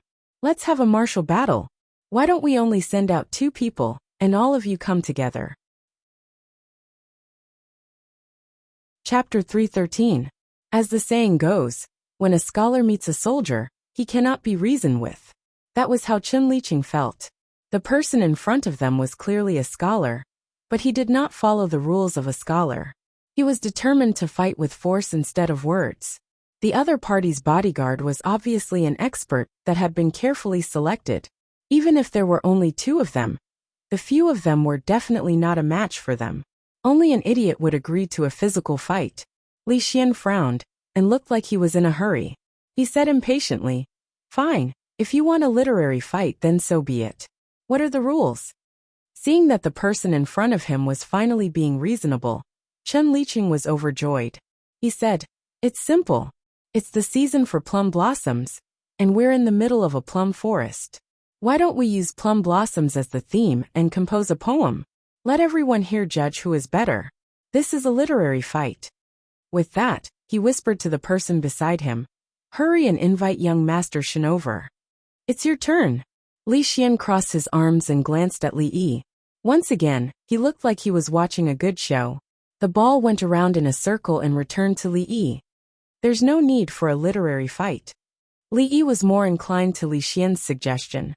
What couldn't be solved with 1 fist? If not, then 2 fists. Clean and efficient, without the slightest hesitation. If Mississippi Lu was here, she would have done this long ago. After spending so much time with her, it was inevitable that she would influence the way she did things. Haha, if you're afraid, you can just admit defeat. Chun Liqing smiled and said, "You only need to apologize in person and break the hands and feet of those who attacked you. Then we can forget about this. What do you think?" After seeing the other party's hesitation, Chun Liqing was even more certain that they were just 2 idiots. The last bit of worry in his heart disappeared. See, if they don't want to, then there's nothing to talk about. Li Xian said with a hint of schadenfreude. The scholars of Qing'an Prefecture had already been harmed by him. The mere mention of the name Li Yi would make one's heart tremble. He was very happy to see the same thing happen in the capital. Only then would it be fair. Whispers of discussion could be heard from the surroundings. This Chun Liqing is also a genius with a little bit of fame, but he doesn't know right from wrong and acts shamelessly. Today has really opened my eyes. The people around him are all famous talents in the capital. In terms of poetry, how could those 2 young masters possibly compete with him? Look, he even invited young Master Shen here. Could it be that, although young Master Shen hasn't been in the capital for long, he made a name for himself during the Lantern Festival, using his poetry to win over most of the scholars? I heard that he intends to curry favor with the Chen family. Looks like Chun Liqing really doesn't care about his reputation anymore in order to win. Even though the surrounding scholars and young ladies were mostly standing on the side of Li Yi and Li Xian, they didn't think that they would be able to win. How could 2 nameless people compare to those outstanding scholars? What's more, there was a top talent like young Master Shen holding the fort. Does it hurt? Li Yi wiped the dust off the fatty's face and asked. No. Even though he grimaced in pain from being touched, he only breathed in and out. But he didn't admit it at all. He patted his chest and said, "This kid has some backbone." When the fatty showed off his prowess, Li Xian was also there. He walked over and patted his shoulder. Hearing the compliments, the fatty puffed out his chest even more. He held the young lady's hand like a victorious rooster. "Brother Shen, you're here." When a young man walked over, Chun Liqing smiled and went to greet him. The young man called Brother Shen cupped his hands and said, "I wonder why Brother Chen called me over? I do have something to trouble Brother Shen with." Chun Liqing smiled and said, "Let's go over and talk." Haha, we're all friends. There's no need to be so formal. The young man looked at Chen Liqing in surprise and said with a smile, but he kept an eye on Chen Liqing. He knew that even though he called these people brothers on the surface, they were all from wealthy families in the capital. He was just an outsider. With the difference in status, they wouldn't treat him as a friend. Moreover, the scholars of the capital and Qing and had always looked down on each other. If it weren't for the fact that he had no background in the capital and needed their help, and the fact that they needed his poetry, they wouldn't be so friendly on the surface. As he brought him over, Chen Liqing briefly explained what had happened. He smiled. We are scholars, so we're not like those boorish mountain people who rely on strength to win. It's a disgrace to our culture. But if it's a battle of words, we'll need Brother Shen's help. After all, in terms of poetry, Brother Shen is still better. This way, we'll be absolutely safe. Brother Chen, you are being too modest. The Lantern Festival is just my luck.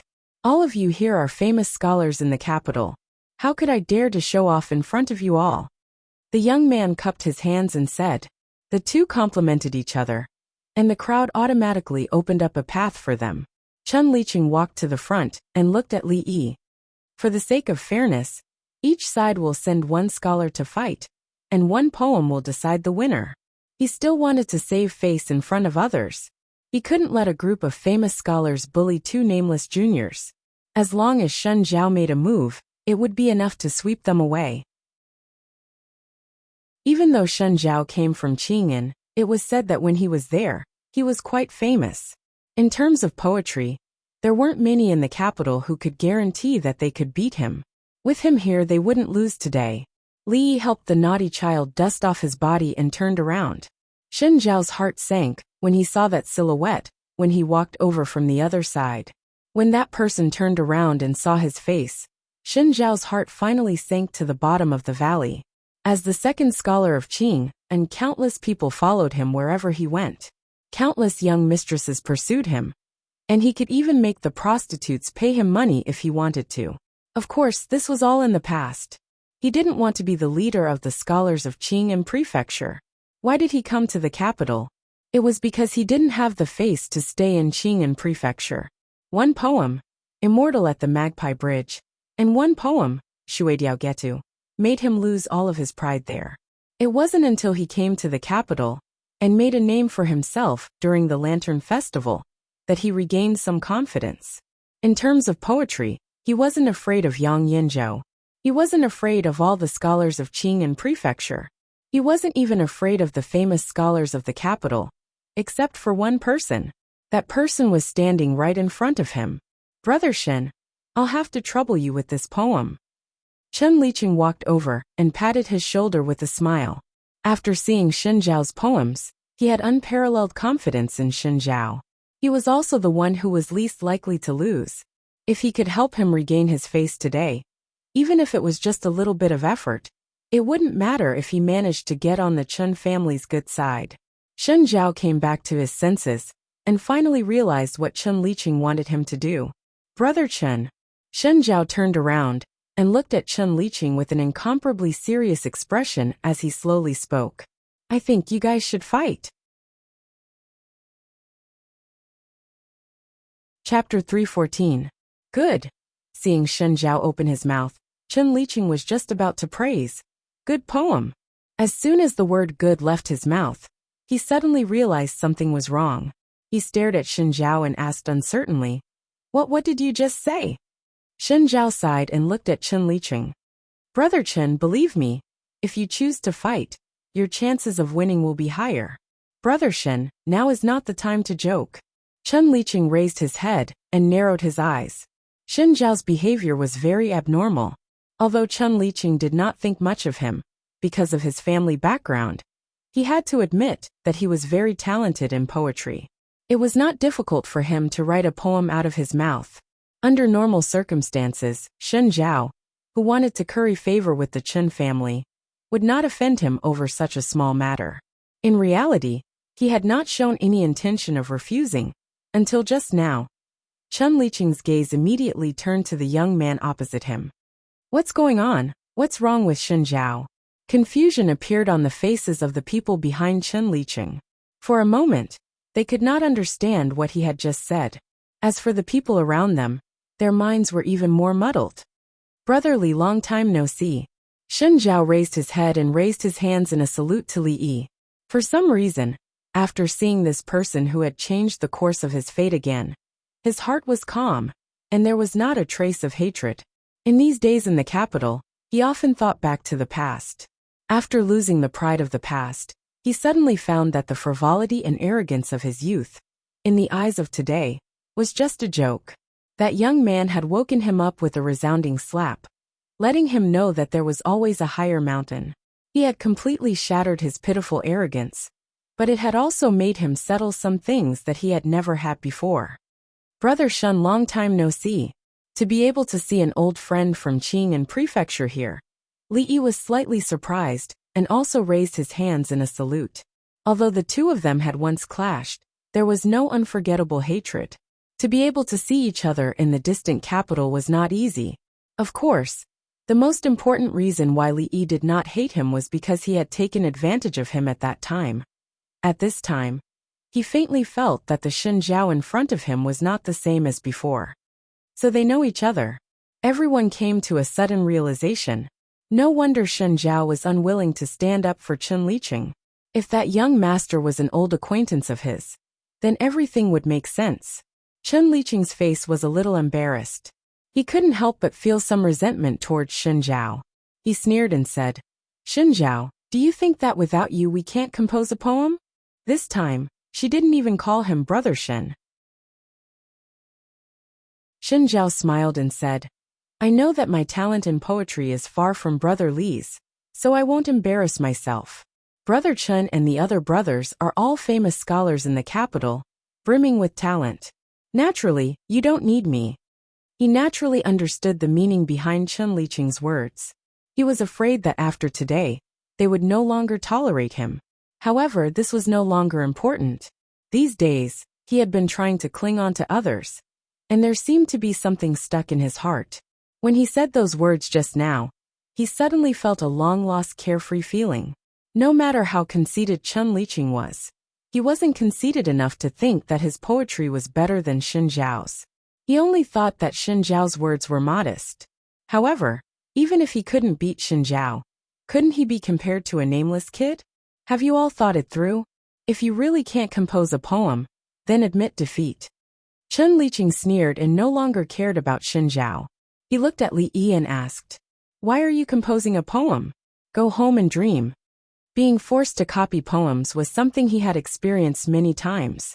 Li Yi had already lost interest in it. He waved his hand and said, "How old are you? What's the point of fighting all day?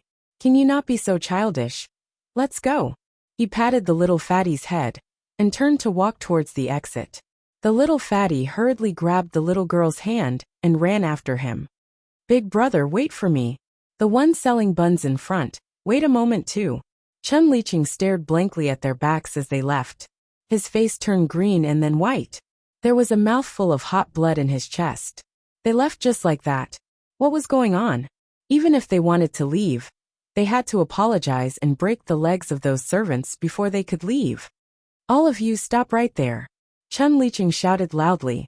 Just as he was about to chase after them, the young man who left turned around and revealed 2 rows of white teeth. He smiled and said, "If you follow me again, I'll break your legs too." After saying that, Li Xian laughed loudly. He was in a good mood and quickened his pace to chase after them. The group of people who were left looked at each other in dismay. The surrounding people who wanted to watch the show were clearly disappointed. They thought that there would be an exciting battle of words and 2 excellent poems. They didn't expect that one side would retreat without a fight. But thinking about it, they knew that they were no match for Chen Liqing and the other scholars. If they really went to compose a poem, they would be asking for humiliation. They might as well retreat shamelessly. Preposterous. Chen Liqing's face no longer had the slightest trace of elegance. His eyes were about to spit fire. "Investigate. When we go down, we must investigate the background of those 2 fellows." He had suffered such humiliation.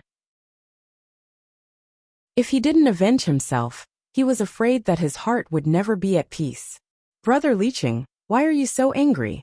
Left and right are just two cowardly rats. They don't even have the courage to fight a battle of words. I'm afraid that they don't have a bit of knowledge, and can't even compose a decent poem. Left and right are two idiots. After today, there will be no place for them in the circle of scholars in the capital. Absolutely, absolutely. Brother Lu's words make sense. A person beside Chen Liqing comforted him, and the rest of the people revealed looks of disdain on their faces at the right time, as they echoed one after another. As for the surrounding people, even though they felt that it was unfair for Chen Liqing to propose a battle of words, the two young masters didn't even have the courage to accept the challenge. Even though they were smart, they didn't have the backbone of a scholar. Haha, they don't have a bit of knowledge, idiots. At this moment, an undisguised laughter rang out from the crowd. The laughter was piercing to the ears. Everyone turned their heads to look. It's Shen Zhao.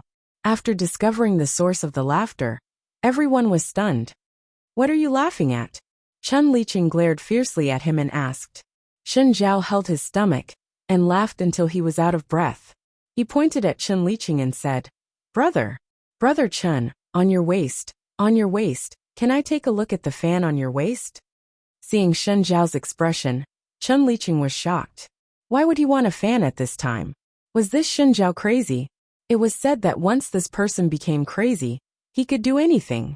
If one didn't do as he said, who knew what he would do? A trace of fear appeared on Chen Liqing's face. He quickly handed over the fan on his waist. Whoosh! Shen Zhao waved his hand and opened the fan. He smiled and said, You wrote this Shui Diao Ghetto on the fan. I believe that Brother Chen likes it a lot? Chen Liqing took a step back. He thought to himself that he liked this Shui Diao Ghetto. What did it have to do with Shen Zhao? Shen Zhao stopped laughing. He looked strangely at the scholar, who had just called him an idiot. He said, When Brother Lu writes a poem that surpasses the Shui Diao Ghetto, then you can go say that others are an idiot. He returned the fan to Chen Liqing and laughed. Brother Chen, you don't need to investigate him anymore. That idiot brother is Qingan Prefecture Li Yi. Seeing the expressions of Chen Liqing and the other scholars change, Shen Zhao felt extremely carefree. He laughed a few times and turned to leave without looking back. Qingan Prefecture Li Yi.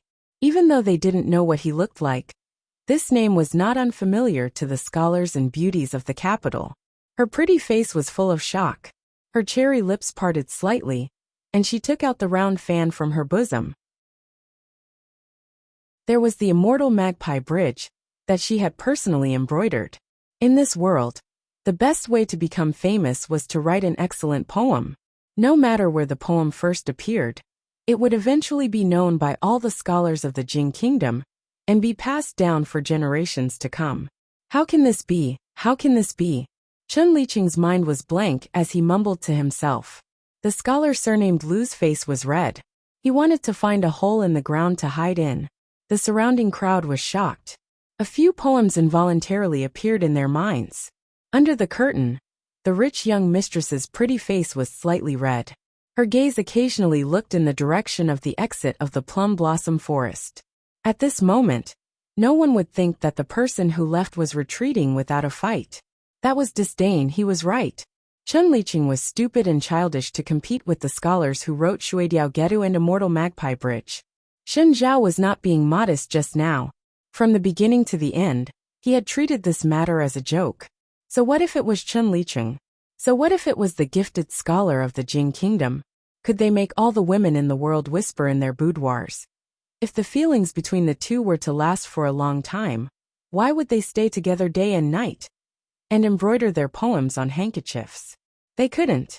Thinking of this, everyone looked at Chen Liqing with a strange expression. Chapter 315. In a room in the back of the cold mountain temple. Ouch, be gentler, it hurts, it hurts. A servant of the Li family smeared the medicinal wine that the monks had brought onto the bruises on the chubby boy's face. The chubby boy, who had been hot-blooded and would rather be beaten than lower his head, continuously sucked in a breath of cold air and cried out in pain. It wasn't until a little girl stuffed a bun into his mouth that the room finally quieted down. Why have you come to the capital? Do you really have a younger brother here? Li Xian looked at Li Yi with a mind full of confusion. waiting for his explanation. Not only did he have a younger brother, but he also had 7 aunts and 8 aunts, even Wang Erniu from next door. To explain this matter to Li Xian, he first had to talk about the grudges of the previous generation. None of this is important. What's important is that I'm already in the capital, Li Yi said with a wave of his hand. He really didn't want to talk about those messy things again. He took a sip of tea and glanced at Li Xian. But you, didn't you come to the capital to finish your marriage? Why haven't you gone back yet? You're actually in the mood to discuss Zen with an old monk. This isn't like you. Could it be that after you got married, you've lost yourself in pleasure, and even your personality has changed? If Li Yi remembered correctly, other than some special circumstances, a prince was not allowed to stay in the capital for long periods of time without the permission of the emperor. When he left Qing and Fu, Ning Wang had already returned, but Li Xian was still here. It looked like he had no intention of leaving. Li Xian said gloomily, Uncle Huang said that sooner or later, I will have to manage father's fief. He wants me to stay in the capital and learn these things from the officials of the court. I'm afraid I won't be able to leave the capital in the short term. Li thought to himself that the emperor really was a busybody. He even had to worry about these things. Given the condition of his body, if he wanted to live to the end of his life, it would probably be up to luck.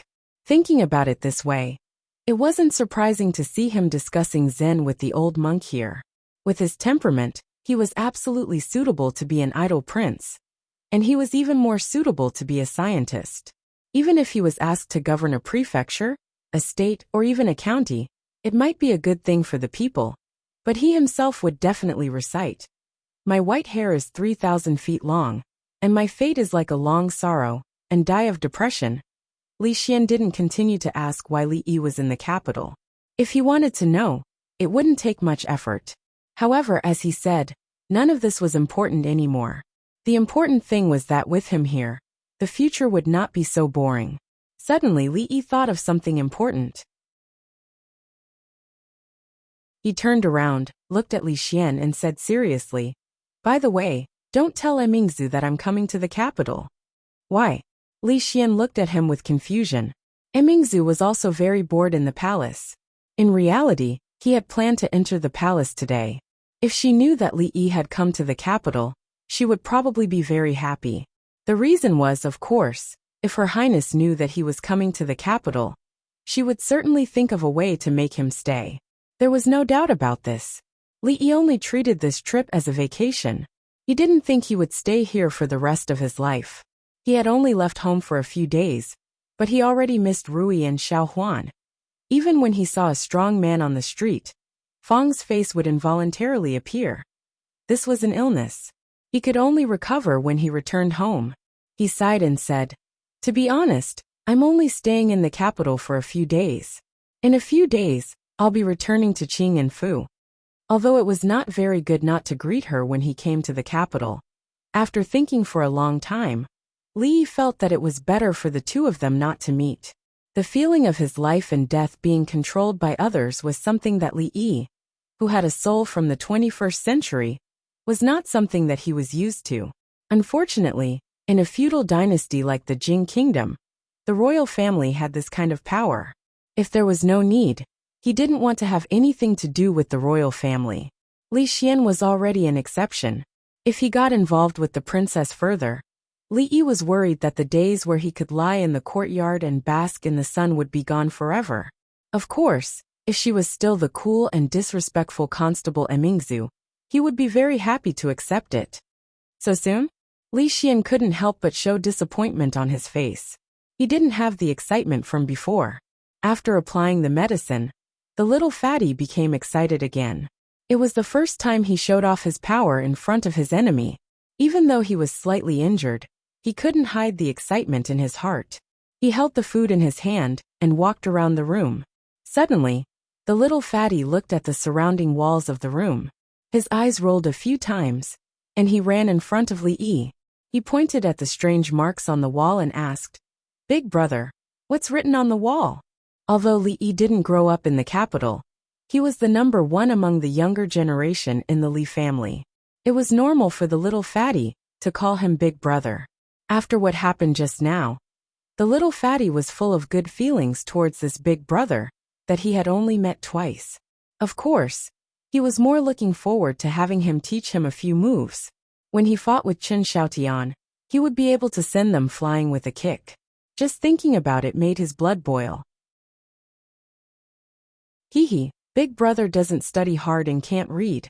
The little girl skipped over and said with a smile. The little girl was also a member of the Li family. She was the daughter of a concubine of the Li family's third uncle. She was Li Yingsai's half-sister. Perhaps it was because she was too young. She was a little shy. She hid behind the little fatty and blinked her eyes curiously at Li Yi. Hearing this, the little fatty's face turned red. Although he didn't study hard, he could still recognize a few words. However, the words written on the wall were crooked and didn't look like they were written in a book. How could he recognize them? That's Sanskrit. It's normal that you don't recognize it, Li Yi said with a smile. You know Sanskrit? Li Xian looked at him in surprise. It was normal for the little fatty not to know Sanskrit. Li Yi grew up in Qing'an Prefecture. Under normal circumstances, he shouldn't be able to recognize it either. Once again, Li Yi confirmed that this guy must have dozed off in class when he was young. This was a temple.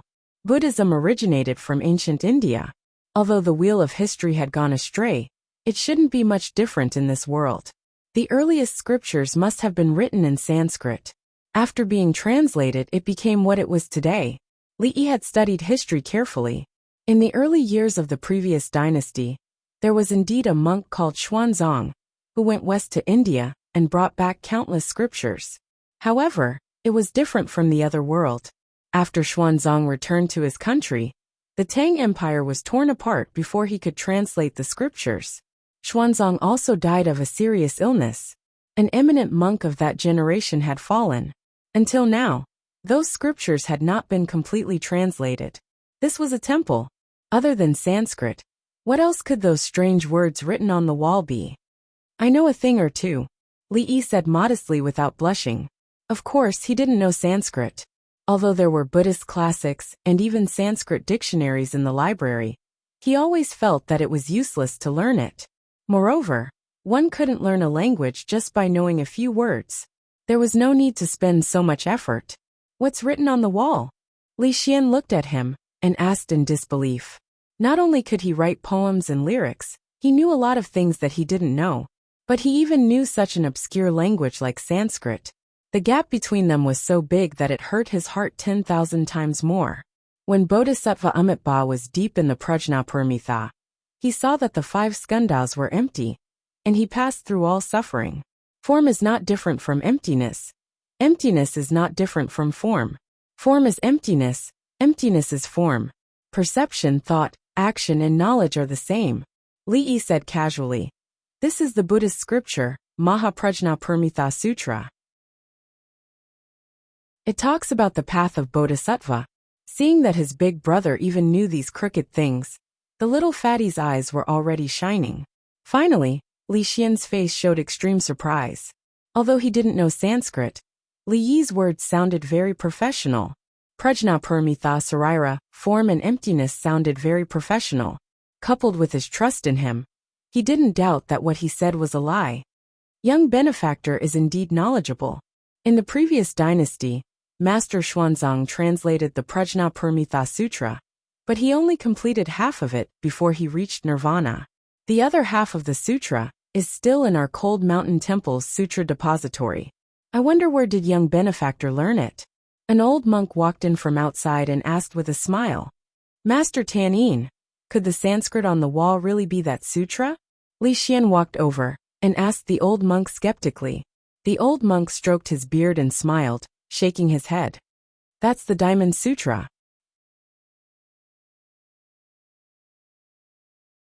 Chapter 316. Li Yi was embarrassed. Thinking that Li Xian didn't know Sanskrit, he casually recited the Heart Sutra that Li Xian was most familiar with to fool him.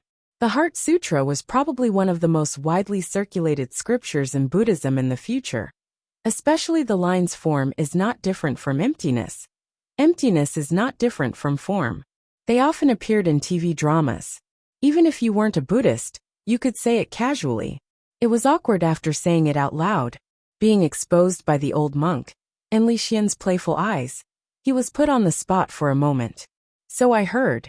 At one time, the Buddha gave a lonely garden in the country of Shitra, together with 1,250 monks. Li Yi laughed dryly and said, "So it's the Diamond Sutra. I'm sorry I saw it wrong." Li Xian's face was full of disbelief. The two scriptures were so different. How could he have seen it wrong? Would a normal person think of the immortal Magpie Bridge as Shuidiao Getu? If he was literate, he wouldn't have made such a mistake. So I heard. At one time, the Buddha gave a lonely garden in the country of Shitra. The old monk raised his eyebrows and looked at Li Yi with a serious expression. Could it be the Diamond Sutra translated and annotated by the later Qin monk, Kumarjiva? Legend has it that this translation was recognized by the monks at that time and was widely spread. However, it was lost with the fall of the later Qin dynasty. Where did you learn it? Obviously, what Li Yi just said was not what was written on the wall. The atmosphere in the room became awkward again. Li Yi decided not to speak anymore. This old monk must be taking revenge on him for tricking him earlier. It was said that a monk's 6 senses were pure, without anger, but it was all a lie. He had never seen a monk who held a grudge like this before. "Inkai, let's go home." Li Yi turned and said to the little fatty, then strode out of the room. "Young benefactor, please wait." The old monk stepped forward and blocked his way. With Li Yi's level, he didn't see how the monk came over. He just felt his vision blur, and a shiny bald head appeared in front of him. Li Yi was shocked, thinking that this old monk was not a Shaolin disciple. Could he be a spy of the Xiaoyao sect? This wave-like subtle steps had already reached the acme of perfection. Expert. Li Yi was absolutely certain that this old monk was an expert. However, he wasn't worried, because under the guidance of a servant of the Li family, Mississippi Lu was already walking over. "Is there anything else, Grandmaster?" It was better to be polite in someone else's territory. Even if Mississippi Lu defeated the old monk, Rui wouldn't be able to deal with the 18 Arhats formation, Vajra demon subduing formation, and so on. A kind smile appeared on the old monk's face again as he asked, "I just want to know where you learned the Prajna Heart Sutra and Diamond Sutra that you mentioned just now." Li Yi's heart skipped a beat. He finally understood why the old monk would do such a thing. Although the overall history of this world hadn't changed much, there were still many historical differences from the original world. The eminent monk of the previous dynasty, Master Xuanzang, traveled thousands of miles from India to retrieve the Mahayana Buddhism, but he died before he could translate it into Chinese. Many Buddhist scriptures could only exist in the form of Sanskrit. With the rapid destruction of India, there were fewer and fewer people who knew Sanskrit. Eminent monks who were proficient in Sanskrit were even rarer. For decades, there hadn't been a mighty person who could translate these scriptures, which greatly hindered the spread of the teachings. The old monk's dharma must have reached a certain level. He could tell the difference just by listening to a few lines of the scriptures. He might have thought that the scriptures had already been translated by an eminent monk. "What's wrong?" Lu Rui walked over. After glancing at the old monk, he stood beside Li Yi and tilted his head to ask. The old monk still had a kind smile on his face, but his gaze lingered on Lu Rui for a moment longer. "I'm fine." Li Yi gave her a reassuring look. Since the old monk didn't have any ill intentions and didn't intend to use the 18 bronze men formation and the diamond demon subduing formation, there was no need to be cautious. He looked at the old monk and smiled. "It's a long story. It was a winter more than 10 years ago. I only remember that it was very cold that winter. The north wind was biting cold, and snow was flying everywhere. One morning, I opened the door to find an old monk in thin clothes lying in front of my house. Perhaps it was because of the climate change, but more than 10 years ago, the winter in Qing'an Prefecture was much colder than it was now. Every year, there would be a heavy snowfall. The north wind was biting cold, and the snow would seal the mountains. Coincidentally, a famous doctor would fall in front of Li Yi's house this year. Next year, a Buddhist monk would fall, and the year after that an old Taoist would fall. In short, under the rule of Emperor Li Xian's relatives, the elderly in the Jing kingdom didn't have an easy time, especially during the difficult winter. Fortunately, the people of this era didn't lack warm-hearted people. Every time they found an elderly person lying in front of their house, they would kindly help them back. A bowl of hot soup and a quilt could save an elderly person who had one foot in the grave. Because he had the best audience in the world, with Li Yi's ability to tell stories. If he told stories in the brothel, the storytellers could only go hungry. Li Xian listened with great interest. He was very envious of Li Yi's luck of randomly picking up an eminent monk in front of his house. The gate of the prince's mansion was even more majestic and imposing. Why had no one ever fallen? It must be because those servants were too fierce.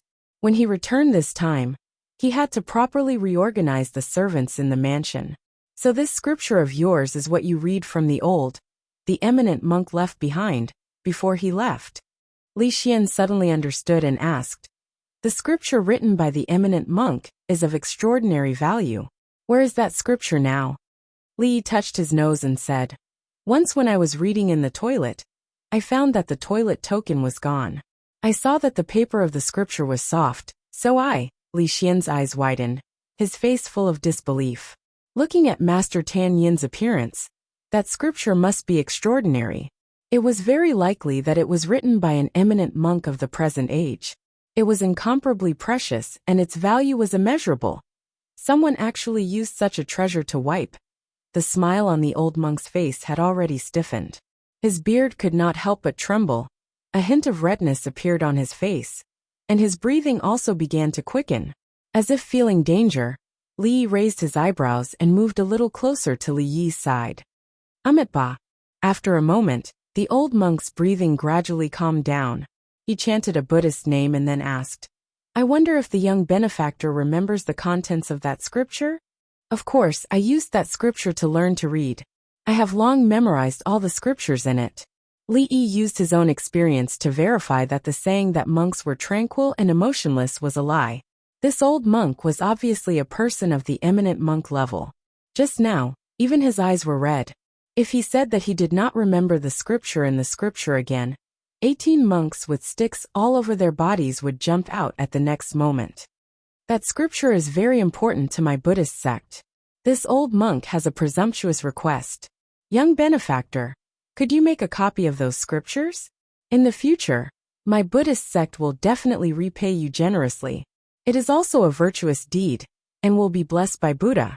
All the wrinkles on the old monk's face were revealed, and his turbid eyes were full of smiles. He looked even more like an enlightened eminent monk. It's nothing.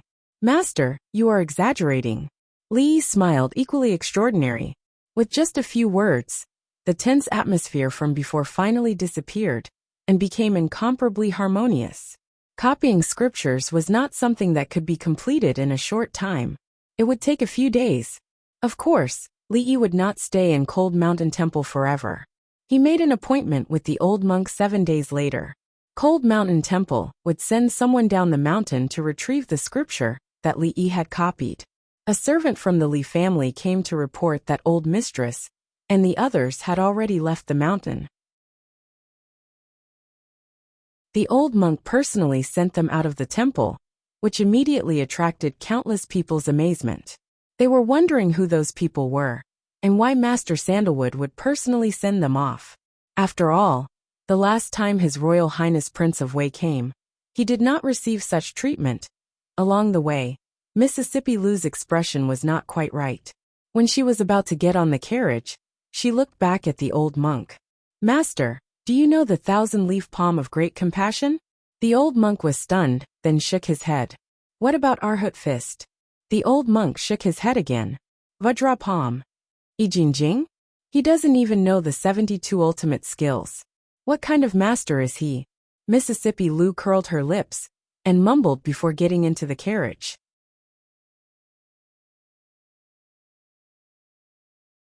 Chapter 317.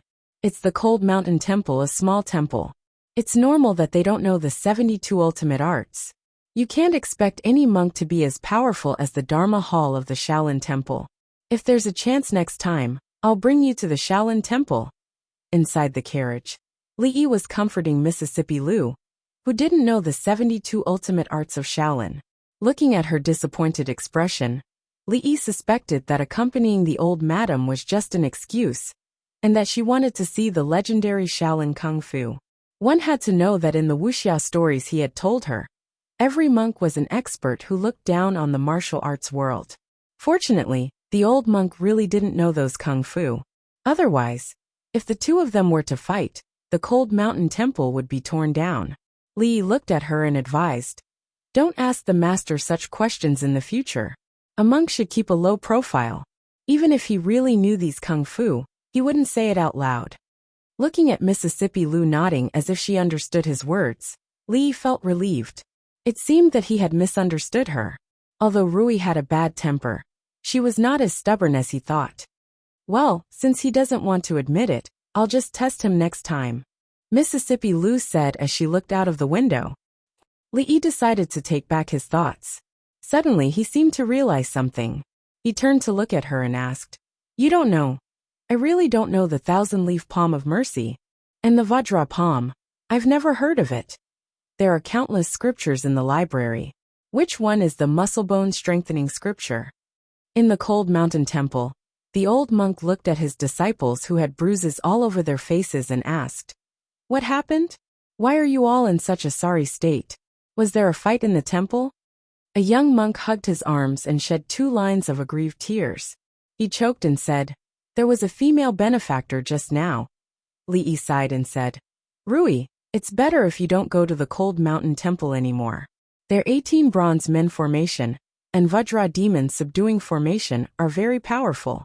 Even a grandmaster wouldn't be able to escape easily once they're trapped. Especially the 18 bronze men. They hold iron rods in their hands and their bodies emit golden light." Mississippi Lu's eyes were full of fighting spirit. "Is that so? I'd like to see if it's really as powerful as you say it is." The carriage drove into the city gate. Mississippi Lu didn't plan to take the carriage back to the Li family. She planned to walk back slowly and experience the local customs in the capital. Li Yi did not intend to accompany her, but for the safety of the people in the capital, he got off the carriage. He dismissed the servants who wanted to stay and let them go back with the little fatty. A beautiful young lady walked in front. When she passed by a stall or a shop, she would go in and take a look. 2 handsome young masters followed behind her. A little further away, a few guards lagged far behind. They were not as nervous as they used to be. With Mississippi Lu around, nothing would happen to His Royal Highness. If even she couldn't do it, it would be useless for them to go up. Mississippi Lu had just bought a piece of fashionable cloth. When she saw another shop with more luxurious decorations, she immediately handed the cloth to Li Yi and walked in. Li Xian's bodyguard tactfully walked over and took on the role of a porter. "Do you know, I found a kind of sturdy and light cloth in the capital. It's perfect for making kites. The capital is really not something Qing and prefecture can compare to. There are many good things here. I searched everywhere in Qing and prefecture, but I couldn't find a suitable cloth." As Li Xian walked, he said, "I've tried it before. The kites made from this kind of cloth can stay in the air for a longer period of time. Yesterday, a guard ran down a steep slope and actually flew more than 10 zhang in the air. However, he didn't fly too high. The highest he flew was about 2 zhang above the ground." Li Xian wasn't satisfied with growing wings on his mind. He wanted to plant wings on the guards of the prince's mansion. Fortunately, the guards of the prince's mansion were all experts. Even if they fell from a height of 3 to 2 feet, they would be fine. Otherwise, Prince Ning Mansion would definitely become the largest sanatorium for the disabled in the Jing Kingdom. According to his current knowledge, to be able to do this was already not bad. At the very least, he was in the right direction. He wasn't like that fellow who tied a rocket launcher to a chair and pulled 2 kites in his hands and wanted to fly into the sky. I'm also making the hot air balloon that you mentioned last time. But there's a big problem. The cloth isn't fireproof, and it's very likely to burn. There's also no suitable fuel.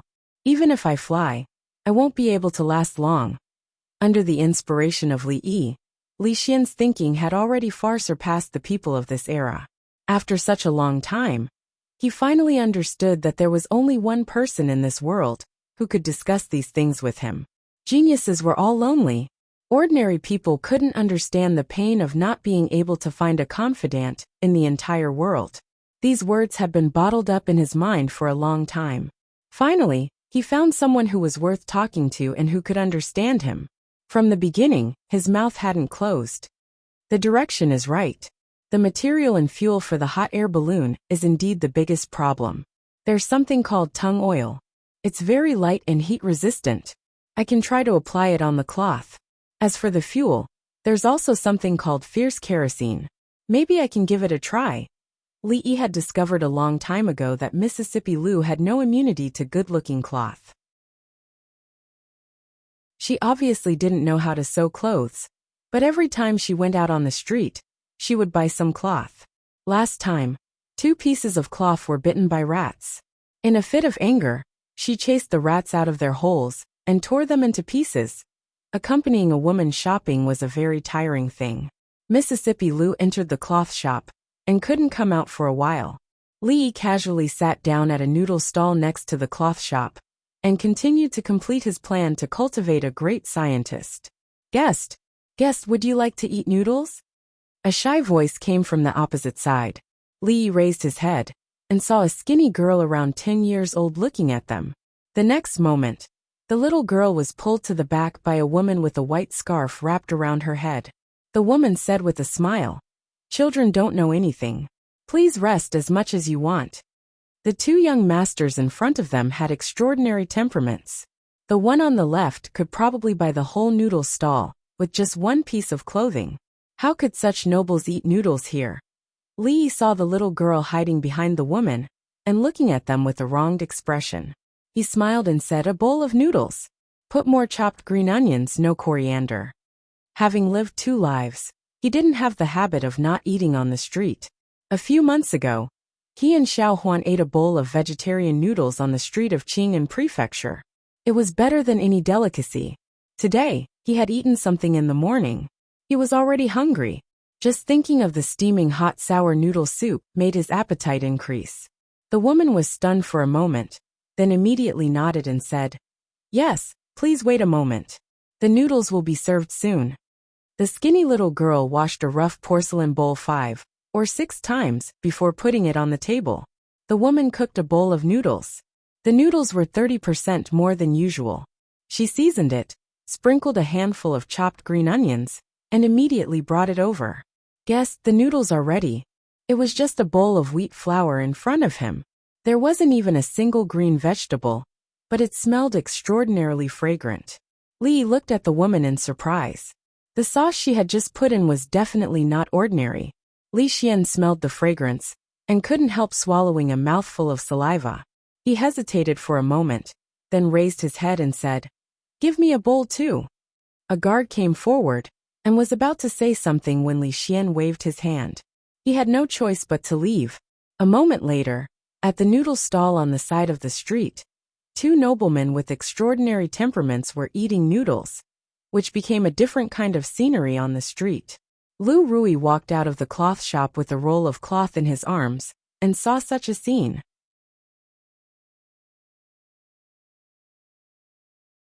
Chapter 318. Lu Rui had used half a year to prove one thing. Anything that Li Yi liked to eat would definitely taste good. Therefore, after a while, there was another beautiful young lady sitting at the noodle stall eating noodles on the side of the street, in addition to the 2 noble young masters with extraordinary bearing. The lady stood in the stall, rubbing her hands nervously. The stall had always served uncouth people. Even if they were slightly noble, they wouldn't eat noodles here. She couldn't handle the scene in front of her. The skinny little girl had a faint smile on her face, revealing 2 cute canine teeth. If she wasn't too skinny and didn't have much flesh on her face, she would also be a beautiful little girl. "Madam, give me another bowl." Li put down the bowl. He had even finished the soup, but he still felt like he hadn't had enough. Even he himself was curious why he had such a special liking for the noodles of this noodle stall. He felt a sense of familiarity, as if he had eaten it a long time ago, and more than once. It was rare for a distinguished guest to like to eat her family's noodles. The lady responded, and the smile on her face grew wider. She hurried to prepare the noodles. Li Xian cast a disdainful look at Li Yi's behavior. He had received the etiquette of the royal family since he was young. He only ate until he was 70% full. No matter how much he liked the food, he wouldn't eat a second bowl. He wiped his mouth, pushed the empty bowl to the side and said, "Madam, cook another bowl. I want more noodles." Just now, he clearly saw that the noodles in Li Yi's bowl were at least 20% more than his. How could a dignified heir lose to him in this kind of thing? When he ate the second bowl of noodles, Li Yi slowed down. After all, although the bowl was a little small, the amount was not little. He looked up at the lady and asked, "The sauce that madam just put in should be a secret recipe passed down in your family, right?" Li Yi had eaten a lot of noodles in his 2 lives, so he was quite knowledgeable about it. The noodles could only be considered average, but the soup was really delicious. It was not inferior to the famous old restaurants in his previous life. In the past, those elegant young masters would never look her in the eye when they passed by. The woman had never met such a kind noble before. She smiled and nodded, saying, "Noble's guess is correct. This sauce has been passed down from our ancestors for several decades. Looks like it's an old shop." Li Yi smiled and said, "The taste of this noodles is inexplicably familiar. I feel like I've eaten it somewhere before." "You're not from the capital, are you?" the woman asked. Li Yi shook his head and said, "Don't call me nobleman anymore. I'm really not from Beijing." Then, young master must have remembered wrongly. Our ancestors were all in the capital, and this secret recipe has never been shown to anyone. It's impossible for young master to have eaten it anywhere else. The nervousness in the woman's heart had almost disappeared. When talking about the secret recipe, she couldn't help but say a few more words. Li didn't continue the question. Perhaps he really had eaten similar noodles before, but it was in another world. After all, there was already a bowl of noodles at the bottom. This time, he only ate half of the noodles and finished the soup. Li Xian rubbed his bulging stomach and imitated the woman to drink the soup. If this scene was seen by the imperial censor, he would at least reprimand him for losing his royal bearing. The woman began to clean the bowls and chopsticks while the little girl wiped the tables and chairs with a cloth.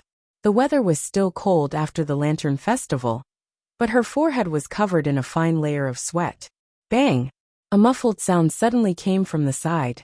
A large foot immediately appeared on the table that the little girl had just wiped. What followed was a strong smell of foot odor. "Lady, it's time to pay the membership fee."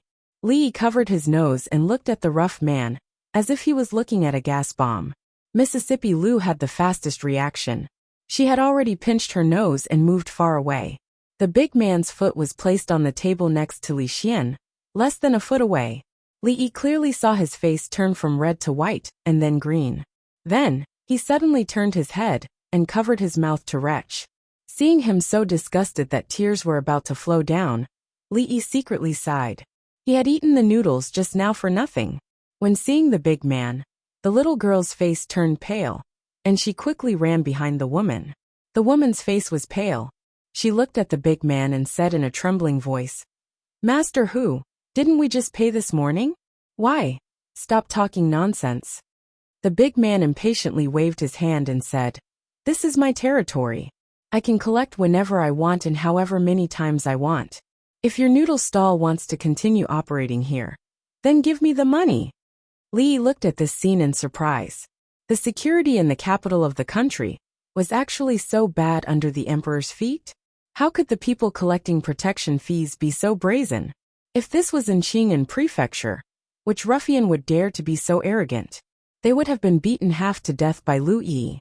Ever since he discovered the dark phenomenon of collecting protection fees in the city, under Li Yi's instigation, Lu Yi had thoroughly reorganized the ruffians and idlers in the city.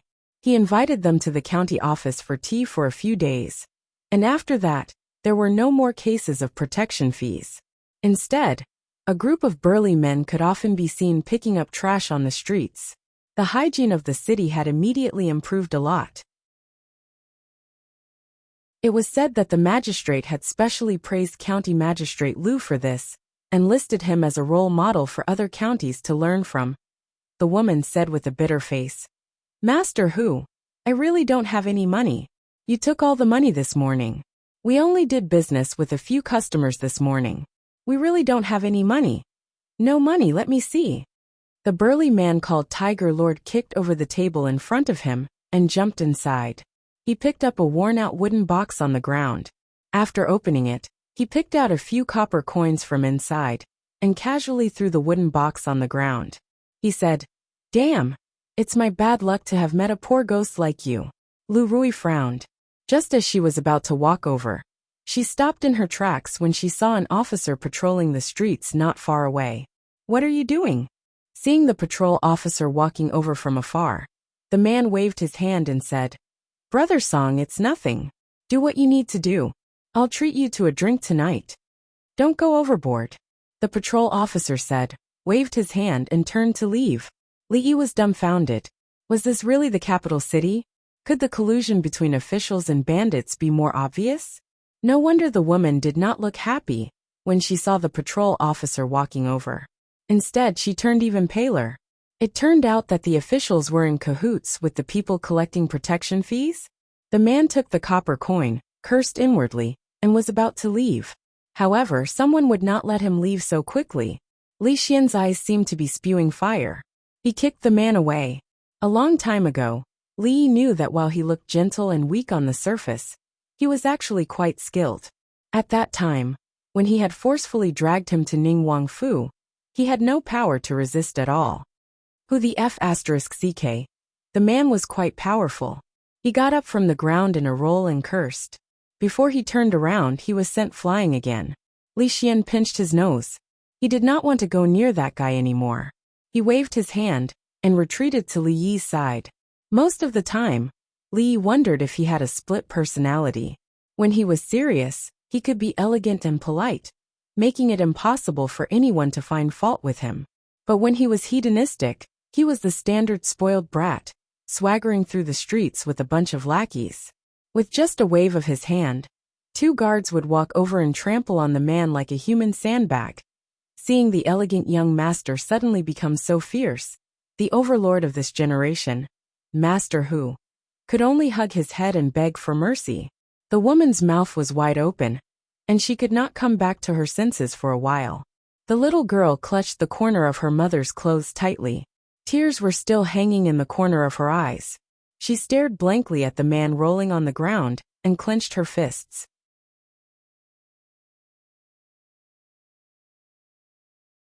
Chapter 319. Li Xian's face was extremely pale. He held onto the wall with one hand and occasionally retched a few times. Li Yi believed that he wasn't being so cruel to that Tiger Lord because he wanted to help the weak. When he ate until his stomach was round, the first thing he smelled was the pungent smell. It was already good enough that he didn't vomit out his gallbladder. That bastard. How many months had it been since he washed his feet? "Young master, you can't hit him, you can't hit him." The woman rushed out of the noodle shop with a panicked expression. Li looked at the woman and asked with a frown, "How can there be such ruffians in the capital? Don't the officials care?" "You can't hit him. You really can't hit him." The woman was flustered and hurriedly said, "Young masters, you should leave this place quickly.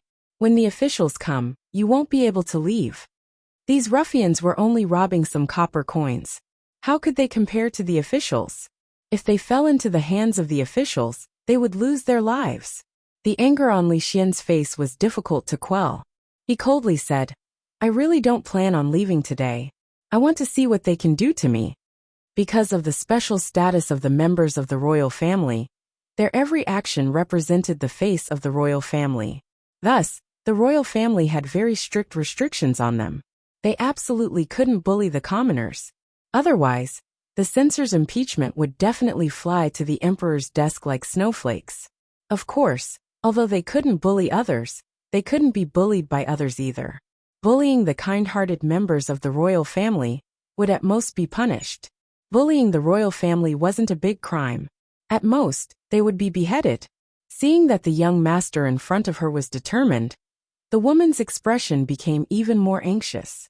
This noble was obviously of extraordinary birth, but how could he be compared to that huge monster? She couldn't drag him down. "You two stop. Two loud shouts came from not far away. Several patrolling bailiffs quickly ran over. Without the crown prince's orders, the two guards wouldn't stop.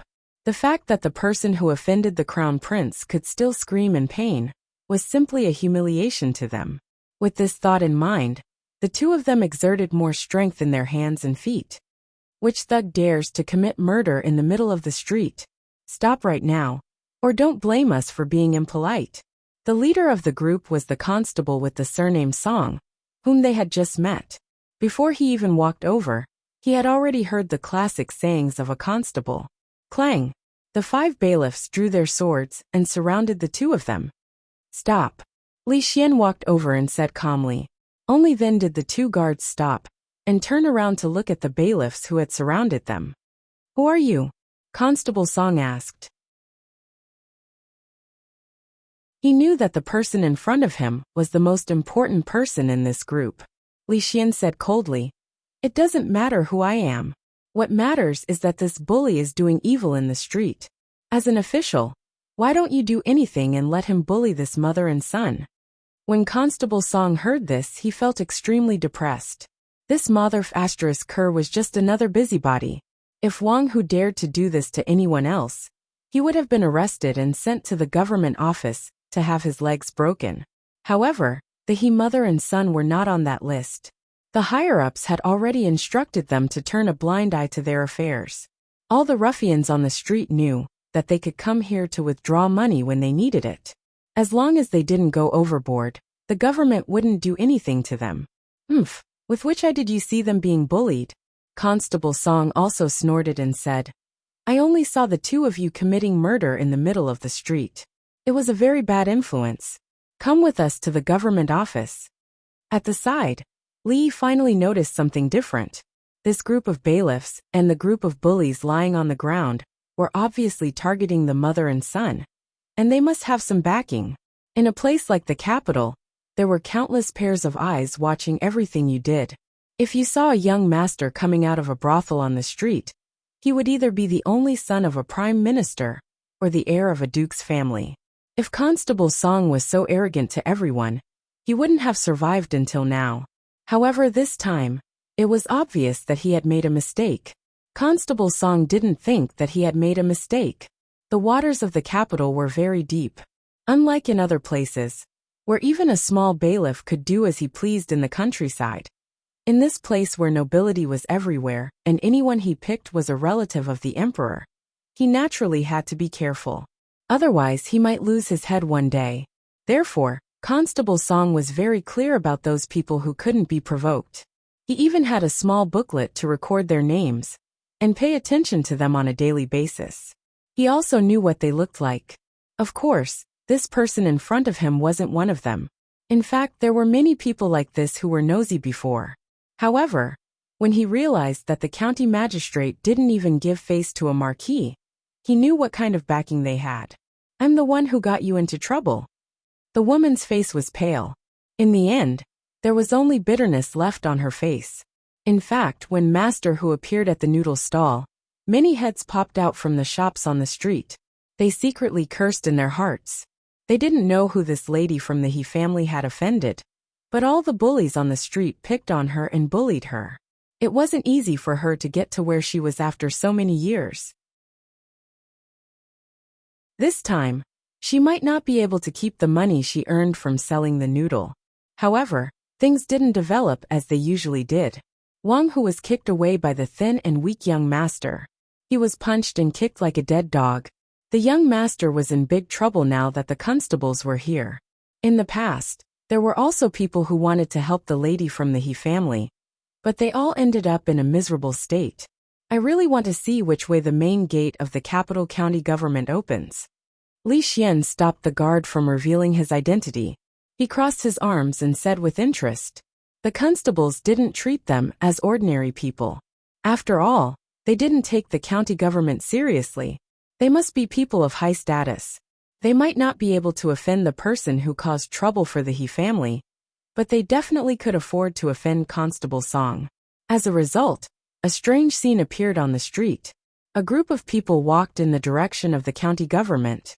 The two young masters in front were strolling leisurely, talking and laughing. The woman behind them was holding the little girl's hand. Her face was pale. A few constables followed behind, as if they were escorting them. It was often said that it was difficult to be an official in the capital city. Those who were officials in the capital city were all outstanding among the country's officials. They were the true pillars of the country. It was not an exaggeration to say that they brought honor to their ancestors. Of course, this did not include the county magistrate of the capital city. Although the county magistrate of the capital city was the county magistrate in name, he was still under the rule of the emperor. His rank was very high, equivalent to or even slightly higher than the magistrate of the other provinces. However, no matter how high his rank was, it couldn't hide the awkward status of the county magistrate of the capital city. The reason was simple. The capital city was the capital of a country. It was where the imperial city was located. There were countless princes and nobles. From the beginning to the end of the street, there were several officials who had a higher rank than the county magistrate. Chinyu was such a good-for-nothing county magistrate. He was just over 40 years old and had a lot of white hair on his temples. It had been 3 years since he was promoted to the county magistrate of the capital city. At this time, Chinyu was worried about a case. The young master of the Duke of Zhao Kingdom and the young master of the Duke of Wei fought over a girl in a brothel. The guards of the two families teamed up and tore down the brothel. Now he had to decide which of the two was guilty. How the hell was he supposed to decide? No matter which one it was, he couldn't afford to offend them. The only thing he could do was to smooth things over. As for the brothel, it was the bad luck of the madam. Just as he was feeling vexed, a constable came to report that there was a new case. You're tuning in to the Li Mei's Sword of Destiny YouTube channel. We're so grateful for your support. And don't forget to subscribe to join us on this incredible journey through captivating stories. Your generosity through donations truly makes a world of difference, as it's the primary source of revenue that allows me to expand and enhance this channel for you.